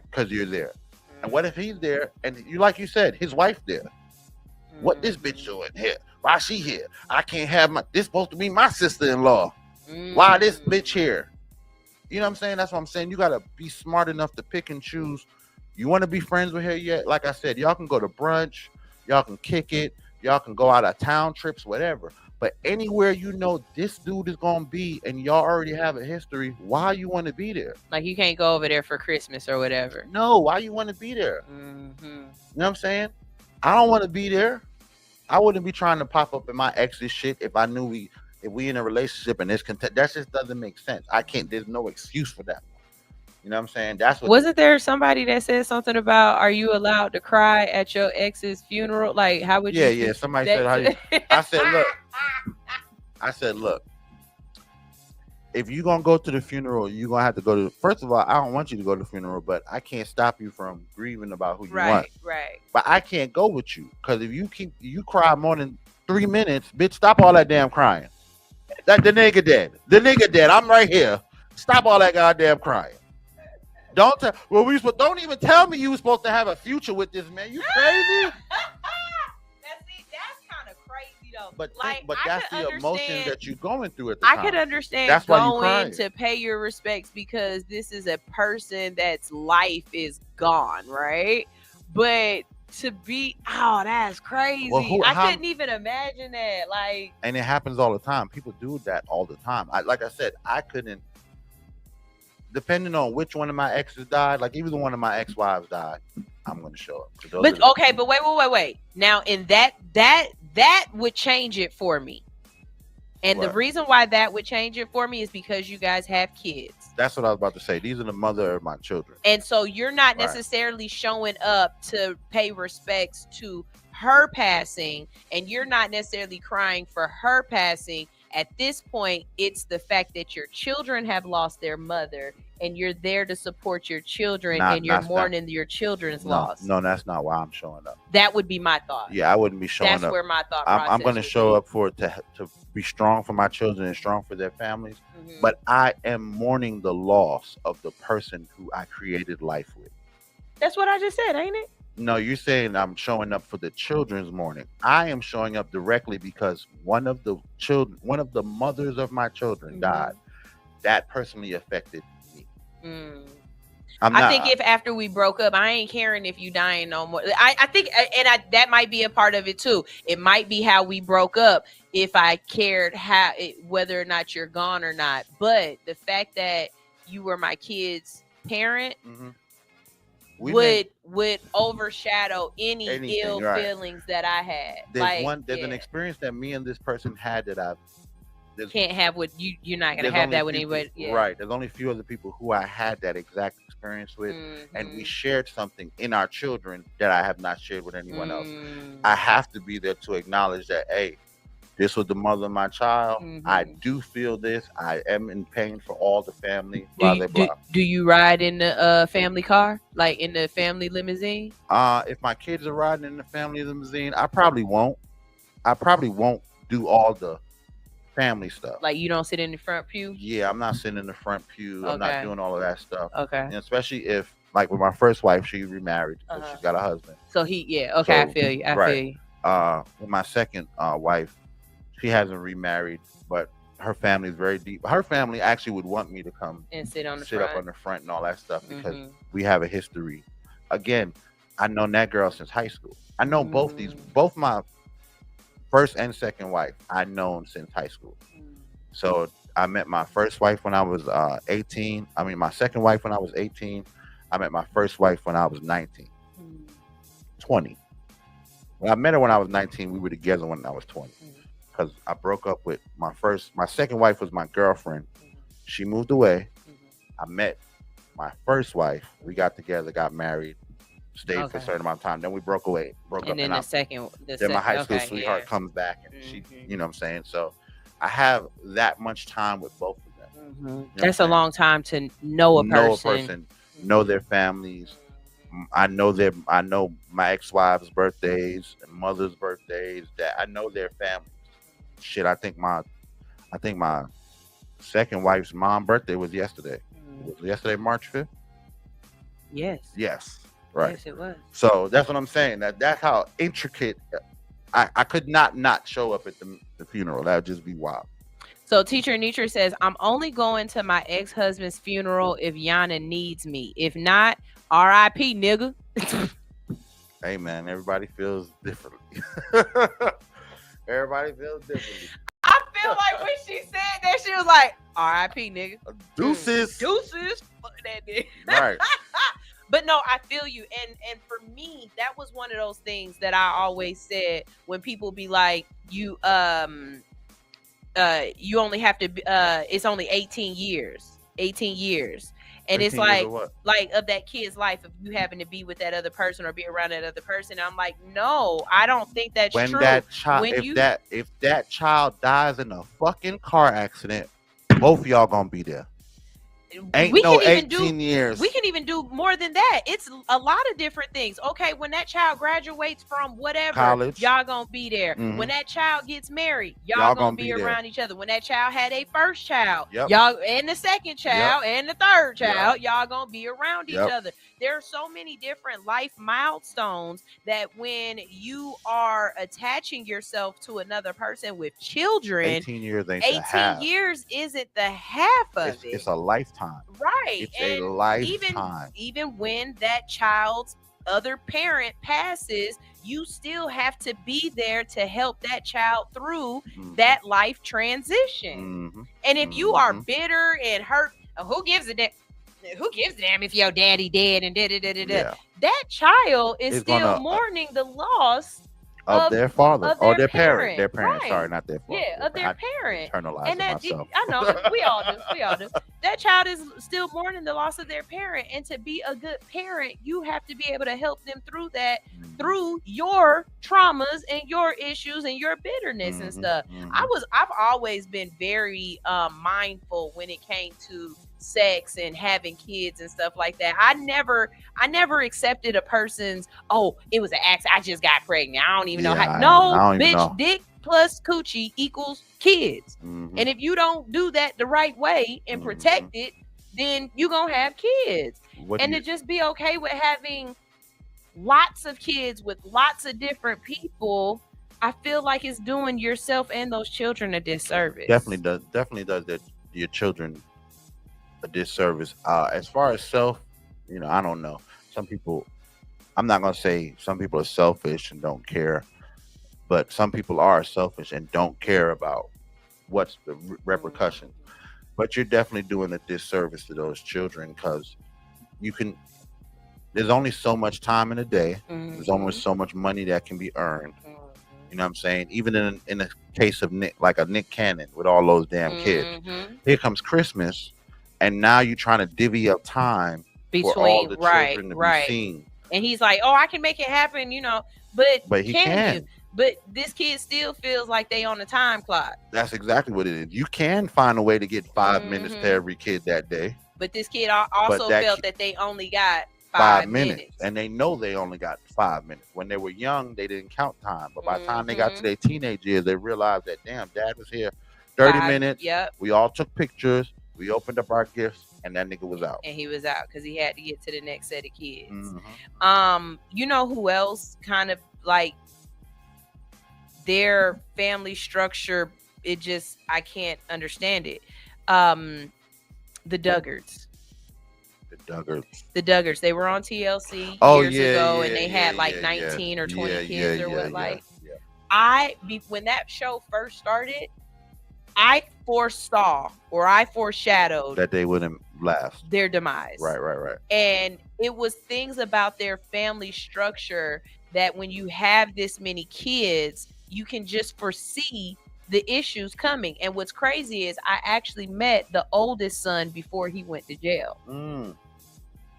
And I'll tell you that story once I finish this thought. But okay, so my thought with the Duggards, right? If you don't know who the Duggards are, they were the family on TLC. They live on this farm or whatever. They have 19, 20 kids. No, not the midgets. I mean, not the little people. No, they were midgets. The wife and husband, and they had... No, those are the roll-offs. Oh, but they had 12 kids. The roll-offs had no, you're thinking of John and Kate plus 8. They were kind of small, but okay, it's a couple of them, but no, I think the roll-offs were just the tiny people, and they lived on a farm, and they had one small kid, and I think they had 2 or 3 regular size kids. Right. They had 4 kids. Right.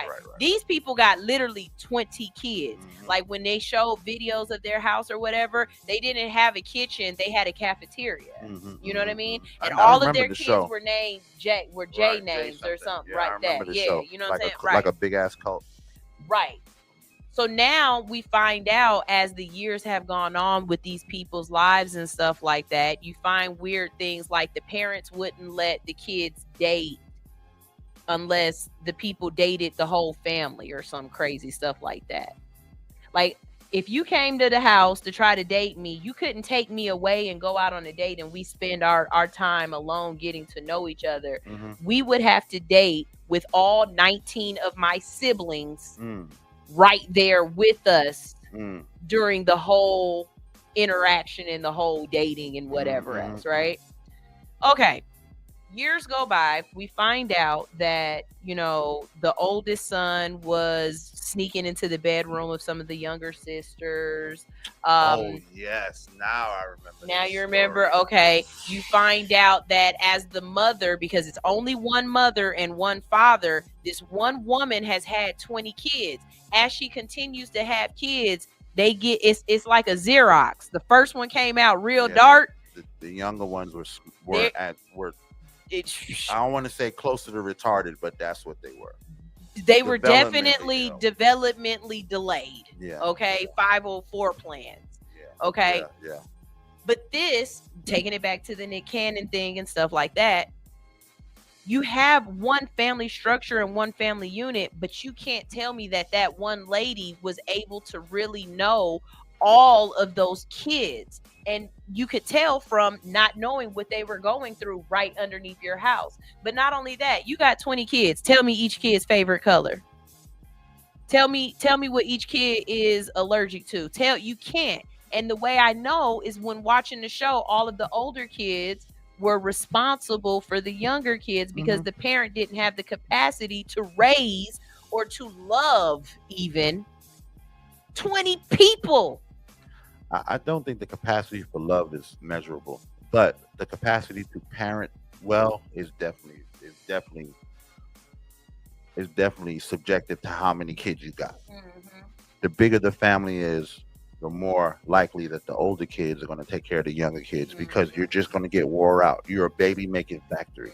By the time you get to baby 20, baby number 1 is already 15, right? Or 16, something like that. Hell, the way this lady was having these kids, because there's a couple sets of twins. It's a couple of sets of twins. Yeah. Right. So I'm assuming that by the time we get to baby 20, the oldest kid gotta be at least 12, 15 to do. Okay, 12, yeah. 13. If we just, because I think it's like 2 or 3 sets of twins.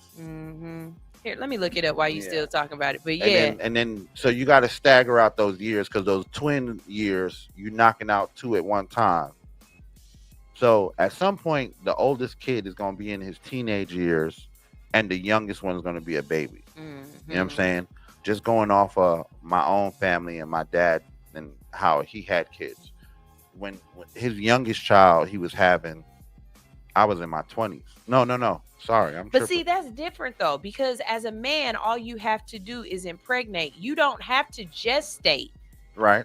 This life for 10 months. Right. That's the difference in their situation. Yeah. Her body just did not have enough DNA to keep reproducing perfect children. You're going to end up with more, like you said, bad Xerox copies.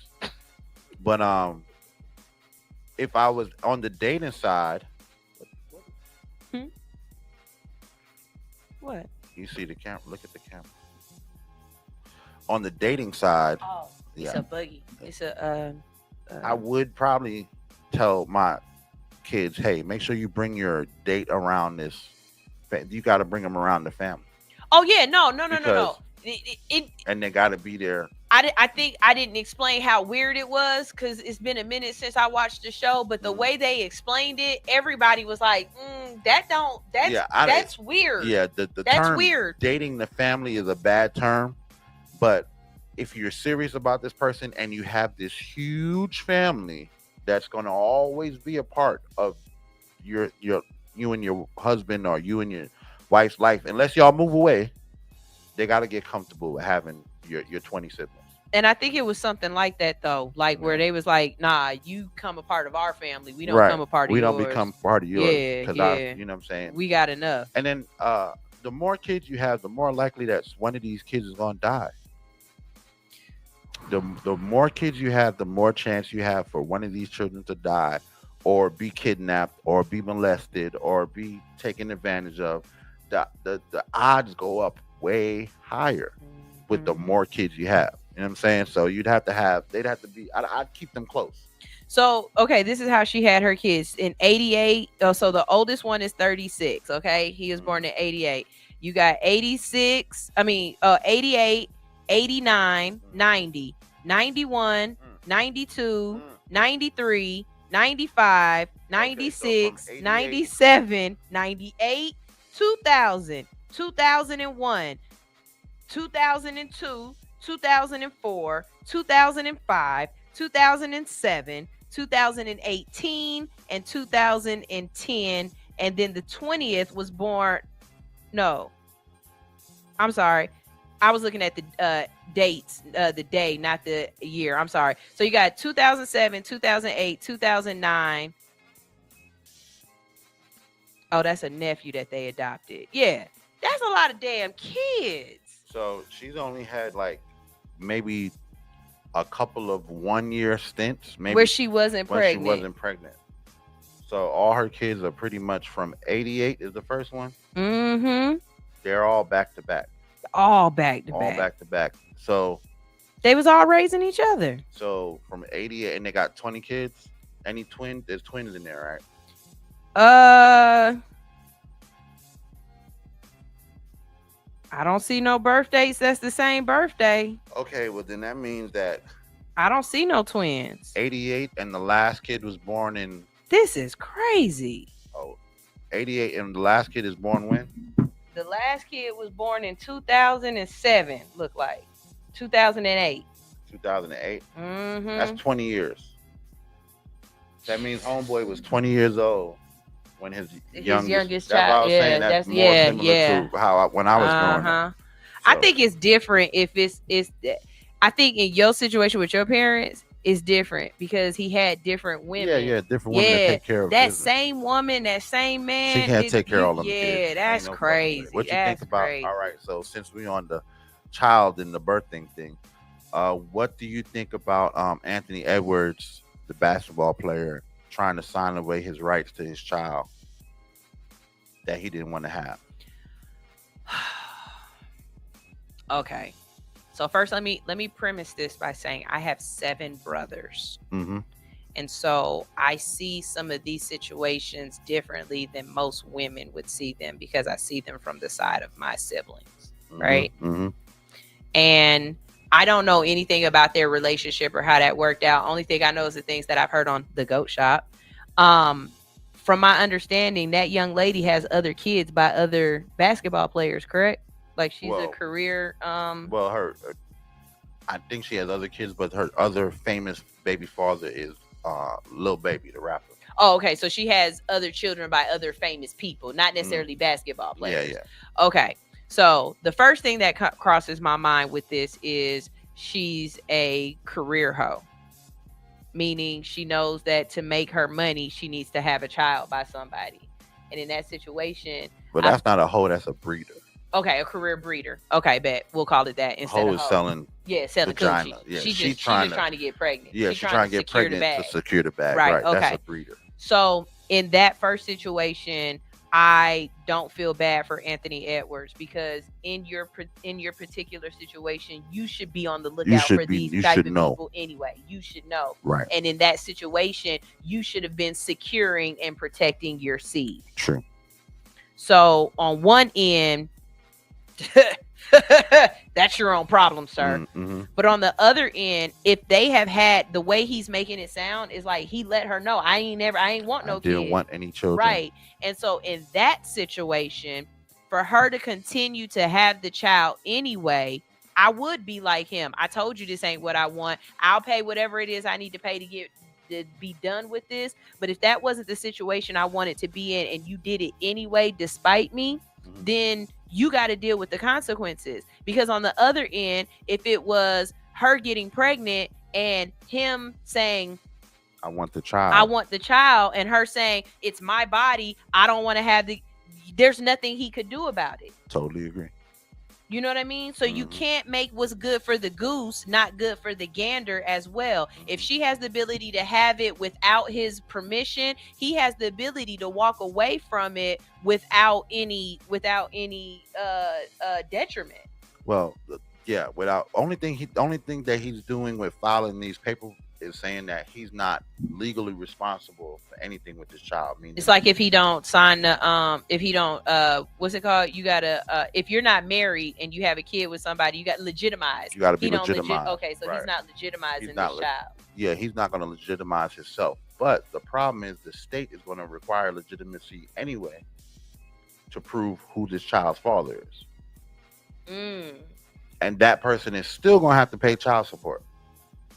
You may not be legally, so that means. But does that mean that he has to also list this child as an heir? If he takes that's what I'm saying. Okay, if he takes the legitimacy away, he doesn't have to list this child as an heir for any future earnings, like if he dies or something. Right. He's not taking the legitimacy away. He's giving up his rights. You're still going to be legitimized as this child's father and financially responsible. But giving up your rights means you can't call me if the child needs to go. You want to leave the state? I don't got to sign no paperwork. You want to leave the country? I don't got to sign no paperwork. You need to get a kidney. You need to get anything that legally has to do with this child. I have no responsibility to, or there's no recourse. This child goes out and does some crazy shit. It don't come back on me. I'm not liable for anything dealing with this child. Also, I'm not going to be any money that is appropriated to you. I'm not responsible for what happens, where they go, what school. So whatever you get for this is all on you. You're gonna get, and this is and whatever amount you get, this is all you're gonna get because I am not legally this child's parent. I'm not their parent. I'm just their benefactor at this point. I'm just their benefactor. I have no legal guardianship to this child. So you can't call me up. Oh, you the guardian, and no. You get the check I get every month, and that's it. In that sense, it's like as a black man, allowing your seed to be out here without you having an influence on it is crazy. Because again, that's your legacy. Especially looking at what's going on in the league right now. You got folks like LeBron who's out here with his legacy and his seed, and he's making sure that legacy lives on. But then you got folks like. What's the basketball player who had sex with the 13-year-old girl? Oh, Karl Malone. And then the player grew up and became a football player. Yeah. And now he want to say, yeah, that's my kid. Yeah. I mean, you can't come back now. You can't come back. The crazy thing about it is legally he couldn't say shit because then he'd be admitting to rape. Right. And he was paying this woman for years. You couldn't acknowledge nothing because your stupid ass slept with a 13-year-old and got her pregnant. You legally couldn't even acknowledge this shit. You would have went to jail. So you put yourself in a conundrum, in a very precarious position, and then you don't come out looking good either way. Because first of all, you're a rapist, right? Or you're a pedophile. Second of all, you try to push it on the floor by paying her off. Because you didn't want to go to jail for pedophilia and statutory rape. So now years pass and your son comes out and he starts to reveal the story. So now you even worse because you didn't tell everybody the truth about what was going on back then. You know what I'm saying? It's just a bad situation. But I agree with you on the sense. First of all, you're a fucking idiot. Yeah, Anthony Edwards. You gotta protect your seed, bro. You got to protect your seed, what Drake said, bro. You gotta pour hot sauce in the condom, bro.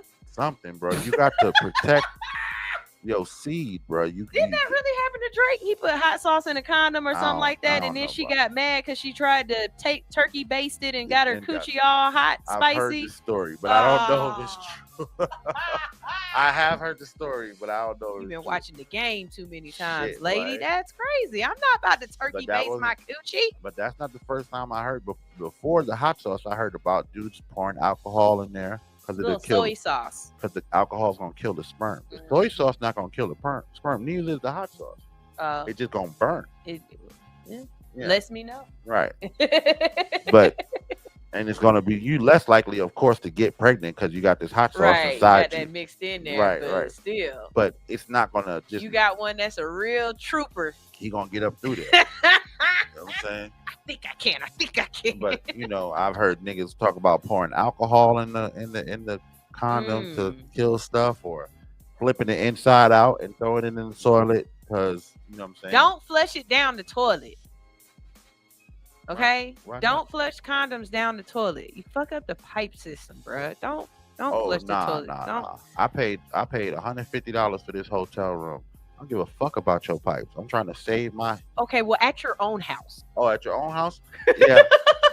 It kind of depends on if you got a septic tank or if you got a sewer. Yeah, if you got a septic tank, you're going to be doing it. It'll cause damage to your septic tank, clog the pipes. If you got a sewer, fuck the city. They're going to have to fix it anyway. Old ass pipes. You ain't gonna stop me from busting nuts because y'all won't fix the pipes on the street. Goddamn, you got me fucked up. Big Red says women and children can be carefree. Men can't move in that manner. I don't know what it was from a minute ago. I don't know what we said that made him say that, but that's what he said. How do you feel about that? Do you feel? I mean, it depends on. Can be carefree?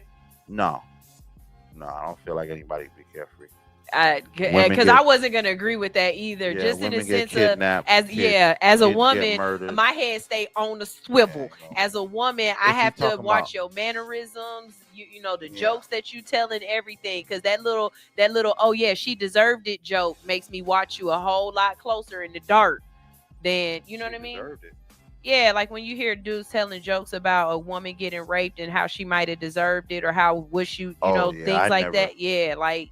I pay attention. I grew up around way too many. Not to say there weren't any matriarchs in my family. There definitely were men in my family. I had uncles, and my dad was always present and stuff like that. But I grew up around way too many women and seen women in my family harassed, raped, stuff like that. To be that kind of person. Even have that thought. You know what I'm saying? Yeah. That anyone deserves anything because of how they dressed or carried themselves, or they were too drunk, or none of that. You still have to get your fucking dirty, disgusting, nasty penis hard to do this.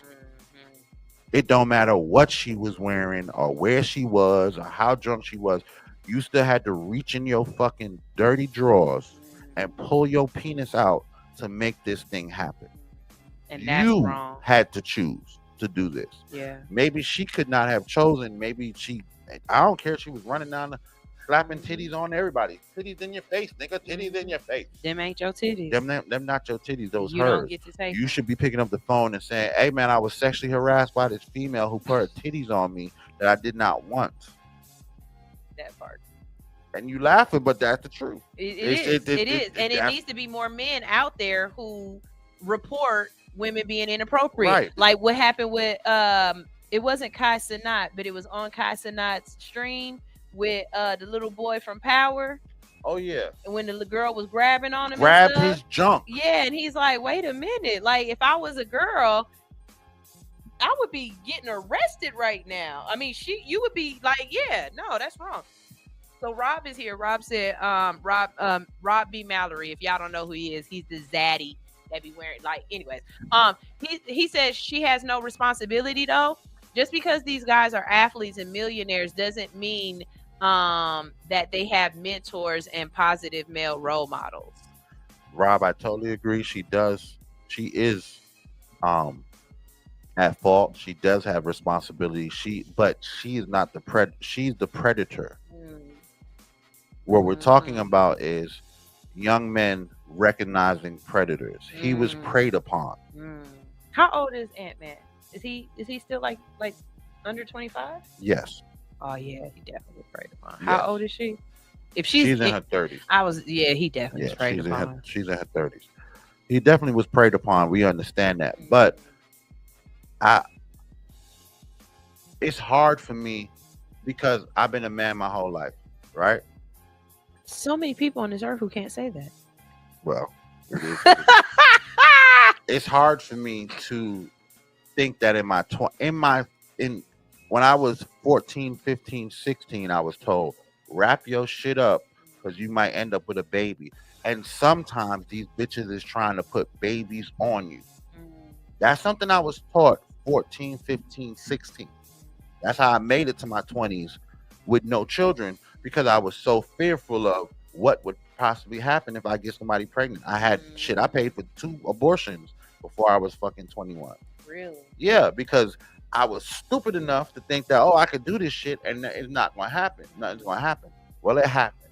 That pull-out game is crazy because that game don't play. It don't play the right way. It ain't no game. Yeah. It ain't no. The pull-out game is not a game. That's Russian loss. roulette. Yeah, it is. And Russian roulette is not a game. Somebody dies. Every time. Every time. The game don't stop until somebody dies. It's the same thing with the pull-out game. It's pull-out game until somebody get pregnant. Yep. Until somebody. And then now you're all weird and acting crazy.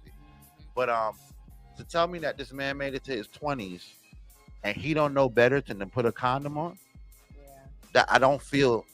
But that also might be a little bit of that ATL mentality, because right now in the ATL mentality, it's like condoms is childish. I had somebody tell me that. We were having a conversation and he was like, I was like, I'm glad I'm married, because I don't see how y'all out here just doing willy-nilly with anybody. And you know, I would have to, the condoms, I would have to buy so many condoms. He was like, condoms, that's childish. We grown. Why do we need condoms? And I was like, oh my God. So y'all really out here raw dogging bitches? Motherfuckers be out there raw dogging bitches all the time. To me, if we in a relationship, condoms are childish. If we in a relationship, like we in a relationship and this is what we doing and we seeing each other every week and we're not seeing nobody else and we're pretty exclusive and Okay. Condoms are childish. You know what I'm saying?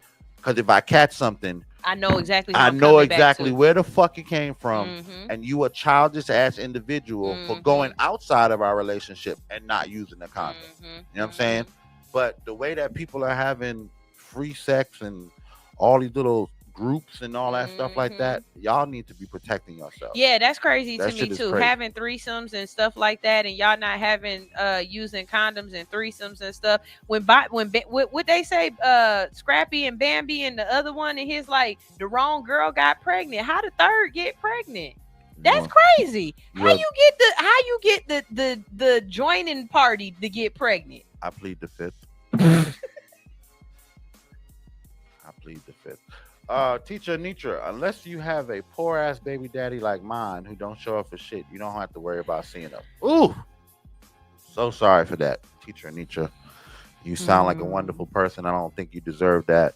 And your child doesn't deserve that. That's fucked up. Your mom says that, not to mention all those pregnancies change your brain chemistry when you stay pregnant so long. I'm more worried about her actual physical body structure, because when you get pregnant, your ribs move, all of your organs move, all of your ribs move. They move into different locations to give that baby space to grow, right? And they tell you it takes 2 years after your pregnancy, not a year, 2 years for all of your organs to move back into their accurate places, for everything to go back to the way it was supposed to be.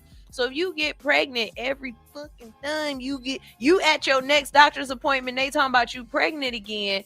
I wonder what kind of health issues this lady has. Ain't gonna have no health issues because your body's adapted to and then you stayed pregnant. So your body never has to go back and forth. You pregnant. But still, okay, when you get pregnant, right? One of the issues that you start having is because the way your stomach moves and stuff like that, you get real bad acid reflux, right? Okay, if her stomach or her, that area don't never get to move back, so the rest of your life you got acid reflux forever? No, your body adapts. It's like losing a kidney. Your body's going to adapt. And that's why she kept getting pregnant, because her body's like, hey, when you get pregnant, when you have that first kid and the doctor's telling you, hey, don't put your thing inside of her for a couple of months because she'll come back to this first visit pregnant. Your body is in pregnancy mode. It ain't never going back. So the fact that she had 20 kids back to back like she did, her organs never shift back. They just gotta, this is how we do it. Our heart, her. Now, I'm sure, aside from acid reflux, I'm sure there was other major problems. Yeah, it had to be heart issues. My first wife had to get her gallbladder removed after Zimri was born. It was what? Yeah, she had some complications in the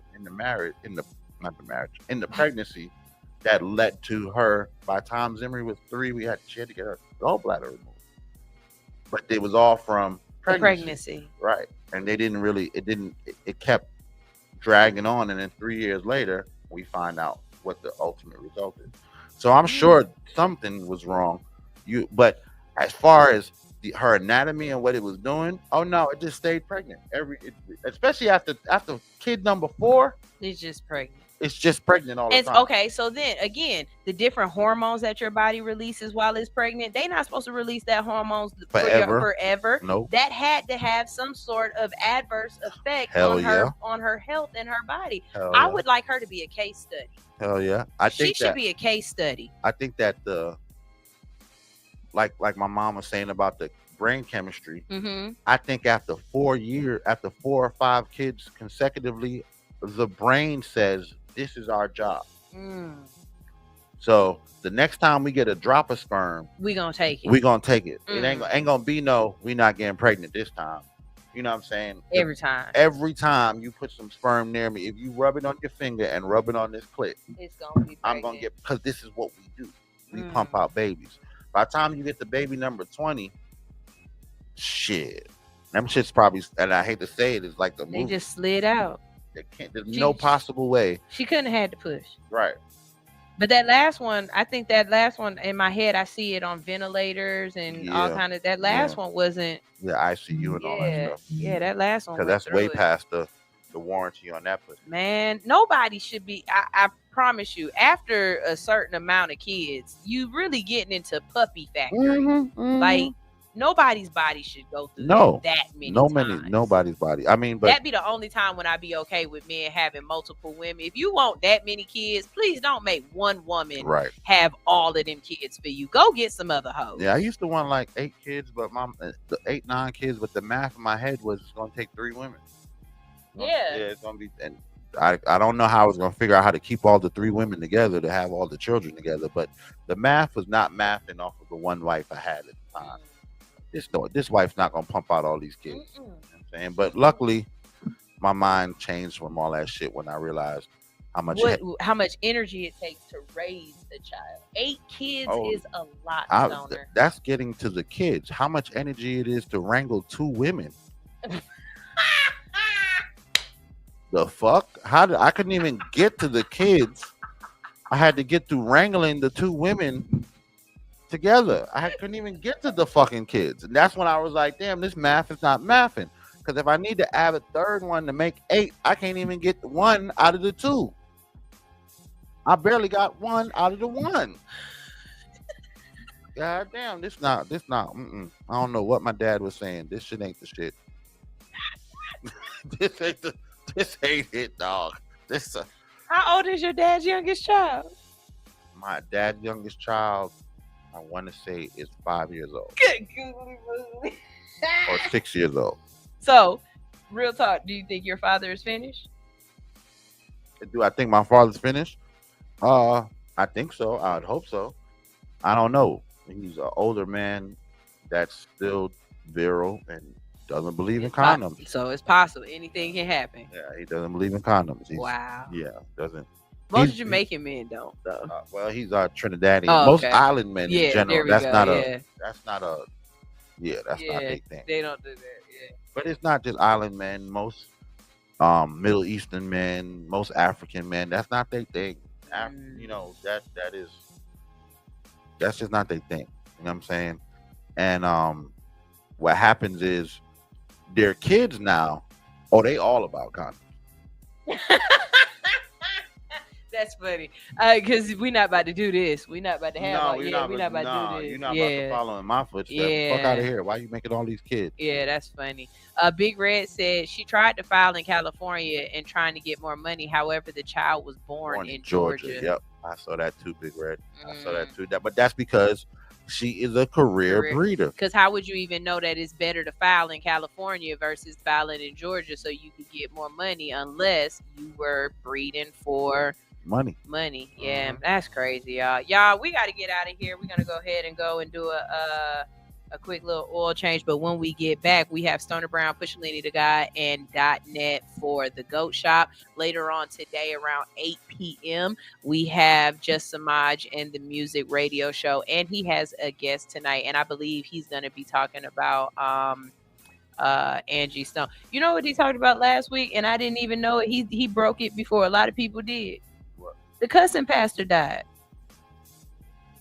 Really? Yeah. The cussing preacher died. I found out on Just Samaj's show. He was like, all right, which one? The skinny crazy one or the fat dark skin one that goes back and forth with people on the internet? Hold on, I can tell you exactly. I can show you the picture because I still have. Because it was that skinny crazy one from California that used to put his show on PBS.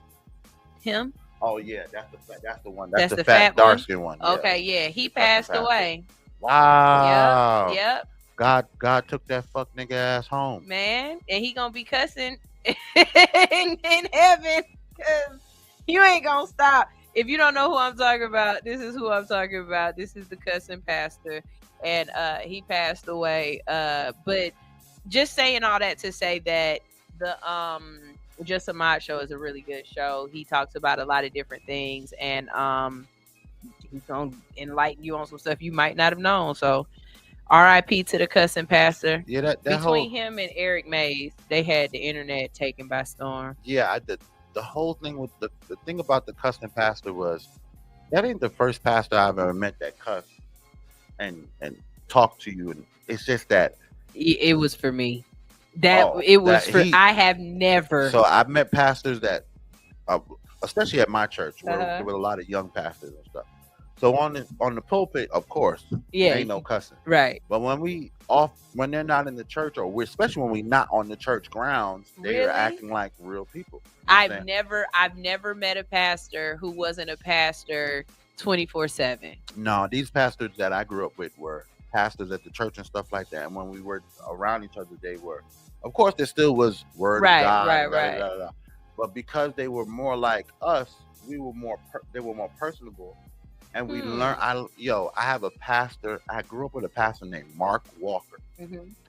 When I tell you, this man imparted so much shit in my life at a time when I needed it, and made the Bible so personable, so easy to understand, because he was not preaching to me. He was like, "Hey, bro, this is what happened to so and so, and this is what he did, and this is what God did." You know what I'm saying? God wasn't with that fuck shit. God wasn't with that bullshit about, God wasn't playing about it. That's how he talked to us. And that made everything more personable. So when the cussing pastor came out, the only difference to me was the cussing pastor was angry and nasty to people about God. You don't believe in God? You don't believe this is God's word? Fuck you. Yeah. Right. That wasn't how the pastors who I knew who were cussing. They were like, hey, we can find an equal ground. I know you may not understand this because you think this is just, it's written in this way. But let me translate it to you so niggas like you can understand. Yeah, you need the young nigga version. I keep saying that all the time. Right. Y'all got the King James version. Why y'all can't give me the ATL version? Like, give me a passage that be like, hey, shouting, look. Real talk. This would happen, folks. The only problem with that is it's just like the women Bible shit. These are interpretations of the Bible that somebody has written to specifically talk to a certain group. That's how I feel about the King James version. I'd be like, half of this Bible is written for you to be underneath somebody's thumb in a certain kind of way. Every time you get to one of them verses about loving your master, every time you get to one of them verses about your husband could do you this and that way, you gotta go past that. Every time you like, oh goddamn, feel like a whole lot of oppression written into this book. Can I get the version that Enoch wrote or read? Like, let me get the original version. Yeah, I don't know what the. That's the crazy thing. The version that Enoch wrote might have said, "Yo, man, God on some bullshit. He just wiped out 2 whole cities, turned niggas to salt. You know these were some aliens, right? Right. Don't be fucking with this God, nigga. Don't fuck her. I don't know. You know what I'm saying? I heard about him trying to, you know what I'm saying, a nigga almost had to give his kid up. Thank God for that. You know what I'm saying? Thank God. Right in time. Right? Abraham had that ram in the bush because his son was dead like fuck, dog. Fuck, nigga. And I heard he out here skeeting up in bitches and shit, making right, and not taking care of his kids. Shit, they try to kill that nigga kid. He didn't come down. That nigga, he didn't come down from heaven. Got my homeboy Moses high as hell up here talking to burning bushes and shit like I don't know. that. I heard them niggas all did mushrooms and got on this boat. It was talk about they was on the boat for like 30 days. And I'm just Let me tell you something. The original version of the Bible. Wait. You just brought up something that when I'm there, I will argue over this. I have said to a couple of people, you cannot convince me that the people in the Bible wasn't on mushrooms. They was on drugs, period. Because if you is in a room by yourself and all of a sudden some celestial being comes and starts talking to you, bitch, that's mushrooms. How? I don't know. They definitely were on. They definitely were on drugs. Mushrooms is definitely one of the drugs I'm sure they were on. Jesus drugs. Mushrooms are Jesus drugs. On the same time, we talking about a guy that's out here stroking virgins to make babies. So shit was different back then. Your mom said your dad's kids are aged between 45 and 9. Oh, the youngest is 9. I'm the oldest, 45. So that's what I'm saying. Remember, I said 5 or 6. I don't know. These not my kids. I don't keep track of this. Siblings. They not my kids. They my siblings. Them niggas. Listen. So what does the youngest sibling call you? Do they call you uncle, dad? I mean, why would father, they call papa? Me? Why would they call father, brother? Why would they call me father? I'm their brother. You're so fucking old. So what? That ain't got shit to do with shit. I'm like, fuck. Ain't nobody daddy because I'm old. Listen, no. And then on top of that, why everybody people be surprised you don't know all your brothers sisters age? Some of my brothers and sisters don't know I exist, nigga. Fuck are you talking about? Fuck is you talking about? They don't even know I'm around. They don't. You think they know my age? So y'all haven't had like a family reunion with all of the kids in one room? I mean, I know that's really difficult because even with my dad having just 6 kids, it's hard to get all of us in one spot at one time. It's not no problem to get the kids. It's the mamas. It's not the kids. You could round up your fucking kids. Ain't none of your kids gonna be like, I don't want to be around my dad. I don't want to be around. I mean, all at one time in one spot. That's Have what I'm saying. Done that yet? No, we've never done that. Okay. How you gonna get all these mamas to agree? You got to bring the kids. You got a some 9-year-old. 9. Okay, right. I see. So she's 9 this year. Okay. That means there was 9 years before she was alive when she had an older sibling. We were trying to get all them together. You know what I'm saying? And then it's always been contention with that because you got to get the baby mamas together. And the problem in getting the baby mamas together is now they together. Now they together. Either 2 things gonna happen. 3 things can happen. They could all cordially be, great people and great mom and just make it work. Mm-hmm. Or they're gonna start comparing notes and see who this nigga was actually with. How old is your kid? Right, because my dad. Wait, my kid is this age, so that means they had to overlap. Right, my dad literally has 3 children born in 1 year. My dad got months 2 apart. kids. My dad got 2 kids like months born apart. in the same right. year. So when those 3 mamas get together, it's a wrap. It's already a TikTok video. Right, exactly. Yeah. And then my mom is the first mom. Okay. So she got a rank in there. So there's always there's always a hierarchy. Right. So there's another bitch who talking about with my kids. Bitch, I don't give a fuck about your kids. I got the number 1. Yeah. And the number 2. Yeah. And the number 3. Yeah. You can get back in the line. Right. With all that fuck shit about what your kids didn't have and what your kids did have. It's to get all now. I think now that we're older, I think it would be better to get all the children together and try to figure out something. But even then, there's going to be, damn. So how many years were you with Pops? Because I only got this many years with Pops. And I know that feeling too. Yeah, you know what I'm saying. And y'all got a different dad than I got. Like I got a out of town dad. Y'all got a dad that was there with y'all every day. I got the dad that was whipping my fucking ass. My younger siblings, he ain't never touched their skin. Yeah.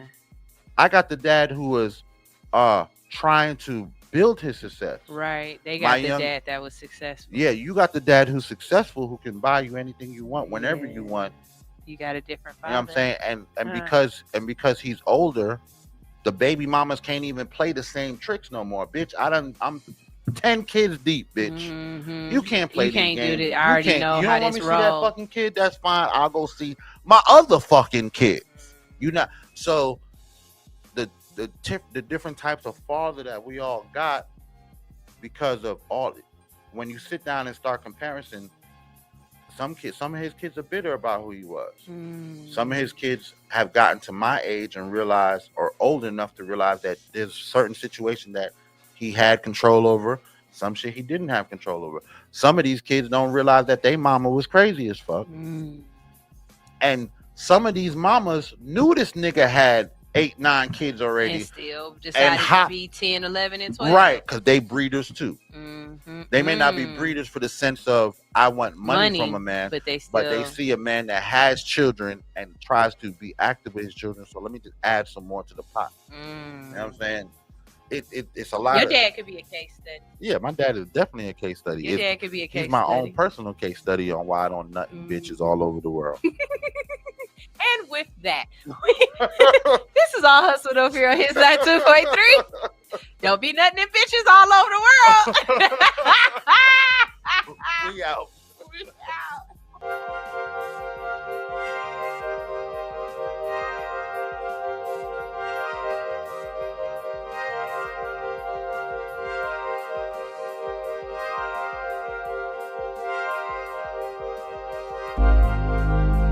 Every day is a new choice. We make our beds and we lie in them. Who do you want to lay down with? Choose wisely. Met you on Friday, picked you up on Saturday. Sunday night you calling me over and over and over again, telling me that you're ready to rock me steady, rock steady. I got you so addicted, I should've never let you taste my love, my love. Damn right I wanna see you again, but I'm not ready for no love affair. Still you ask me what is happening, when I told you that my heart wasn't there. I handle business on the weekday, but you can have me on the weekend. Friday, Saturday, Sunday. Friday, Saturday, Sunday. If you wanna be my weekend lover, it's gonna be hard to leave. Take it from me, from me, from me. Take it from me, from me, from me. If you wanna be my weekend lover, it's gonna be hard to leave. Take it from me, from me, from me. Gonna be hard. Take it from me, from me, from me. Oh. Damn right I wanna see you again, but I'm not ready for no love affair. And still you ask me what is happening, when I told you that my heart wasn't there. I handle business on the weekday, but you can have me on the weekend. Friday, Saturday, Sunday. Friday, Saturday, Sunday. If you wanna be my weekend lover, it's gonna be hard to wait. Take it from me, baby. Take it from me, take it from me, take it from me, baby. If you wanna be my weekend lover, it's gonna be hard to leave. Don't wanna leave me alone. From me, from me. Take it from me, from me, from me. Oh.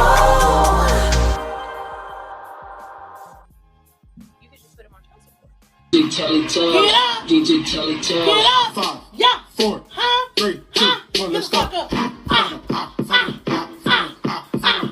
up! Get up! Get up! Get up! Throw that ass in the circle. Throw that ass in the circle. Go best friend, go best friend, go best friend, go best friend, go best friend, go best friend, go best friend. Fuck it up. Fuck it up! Fuck it up!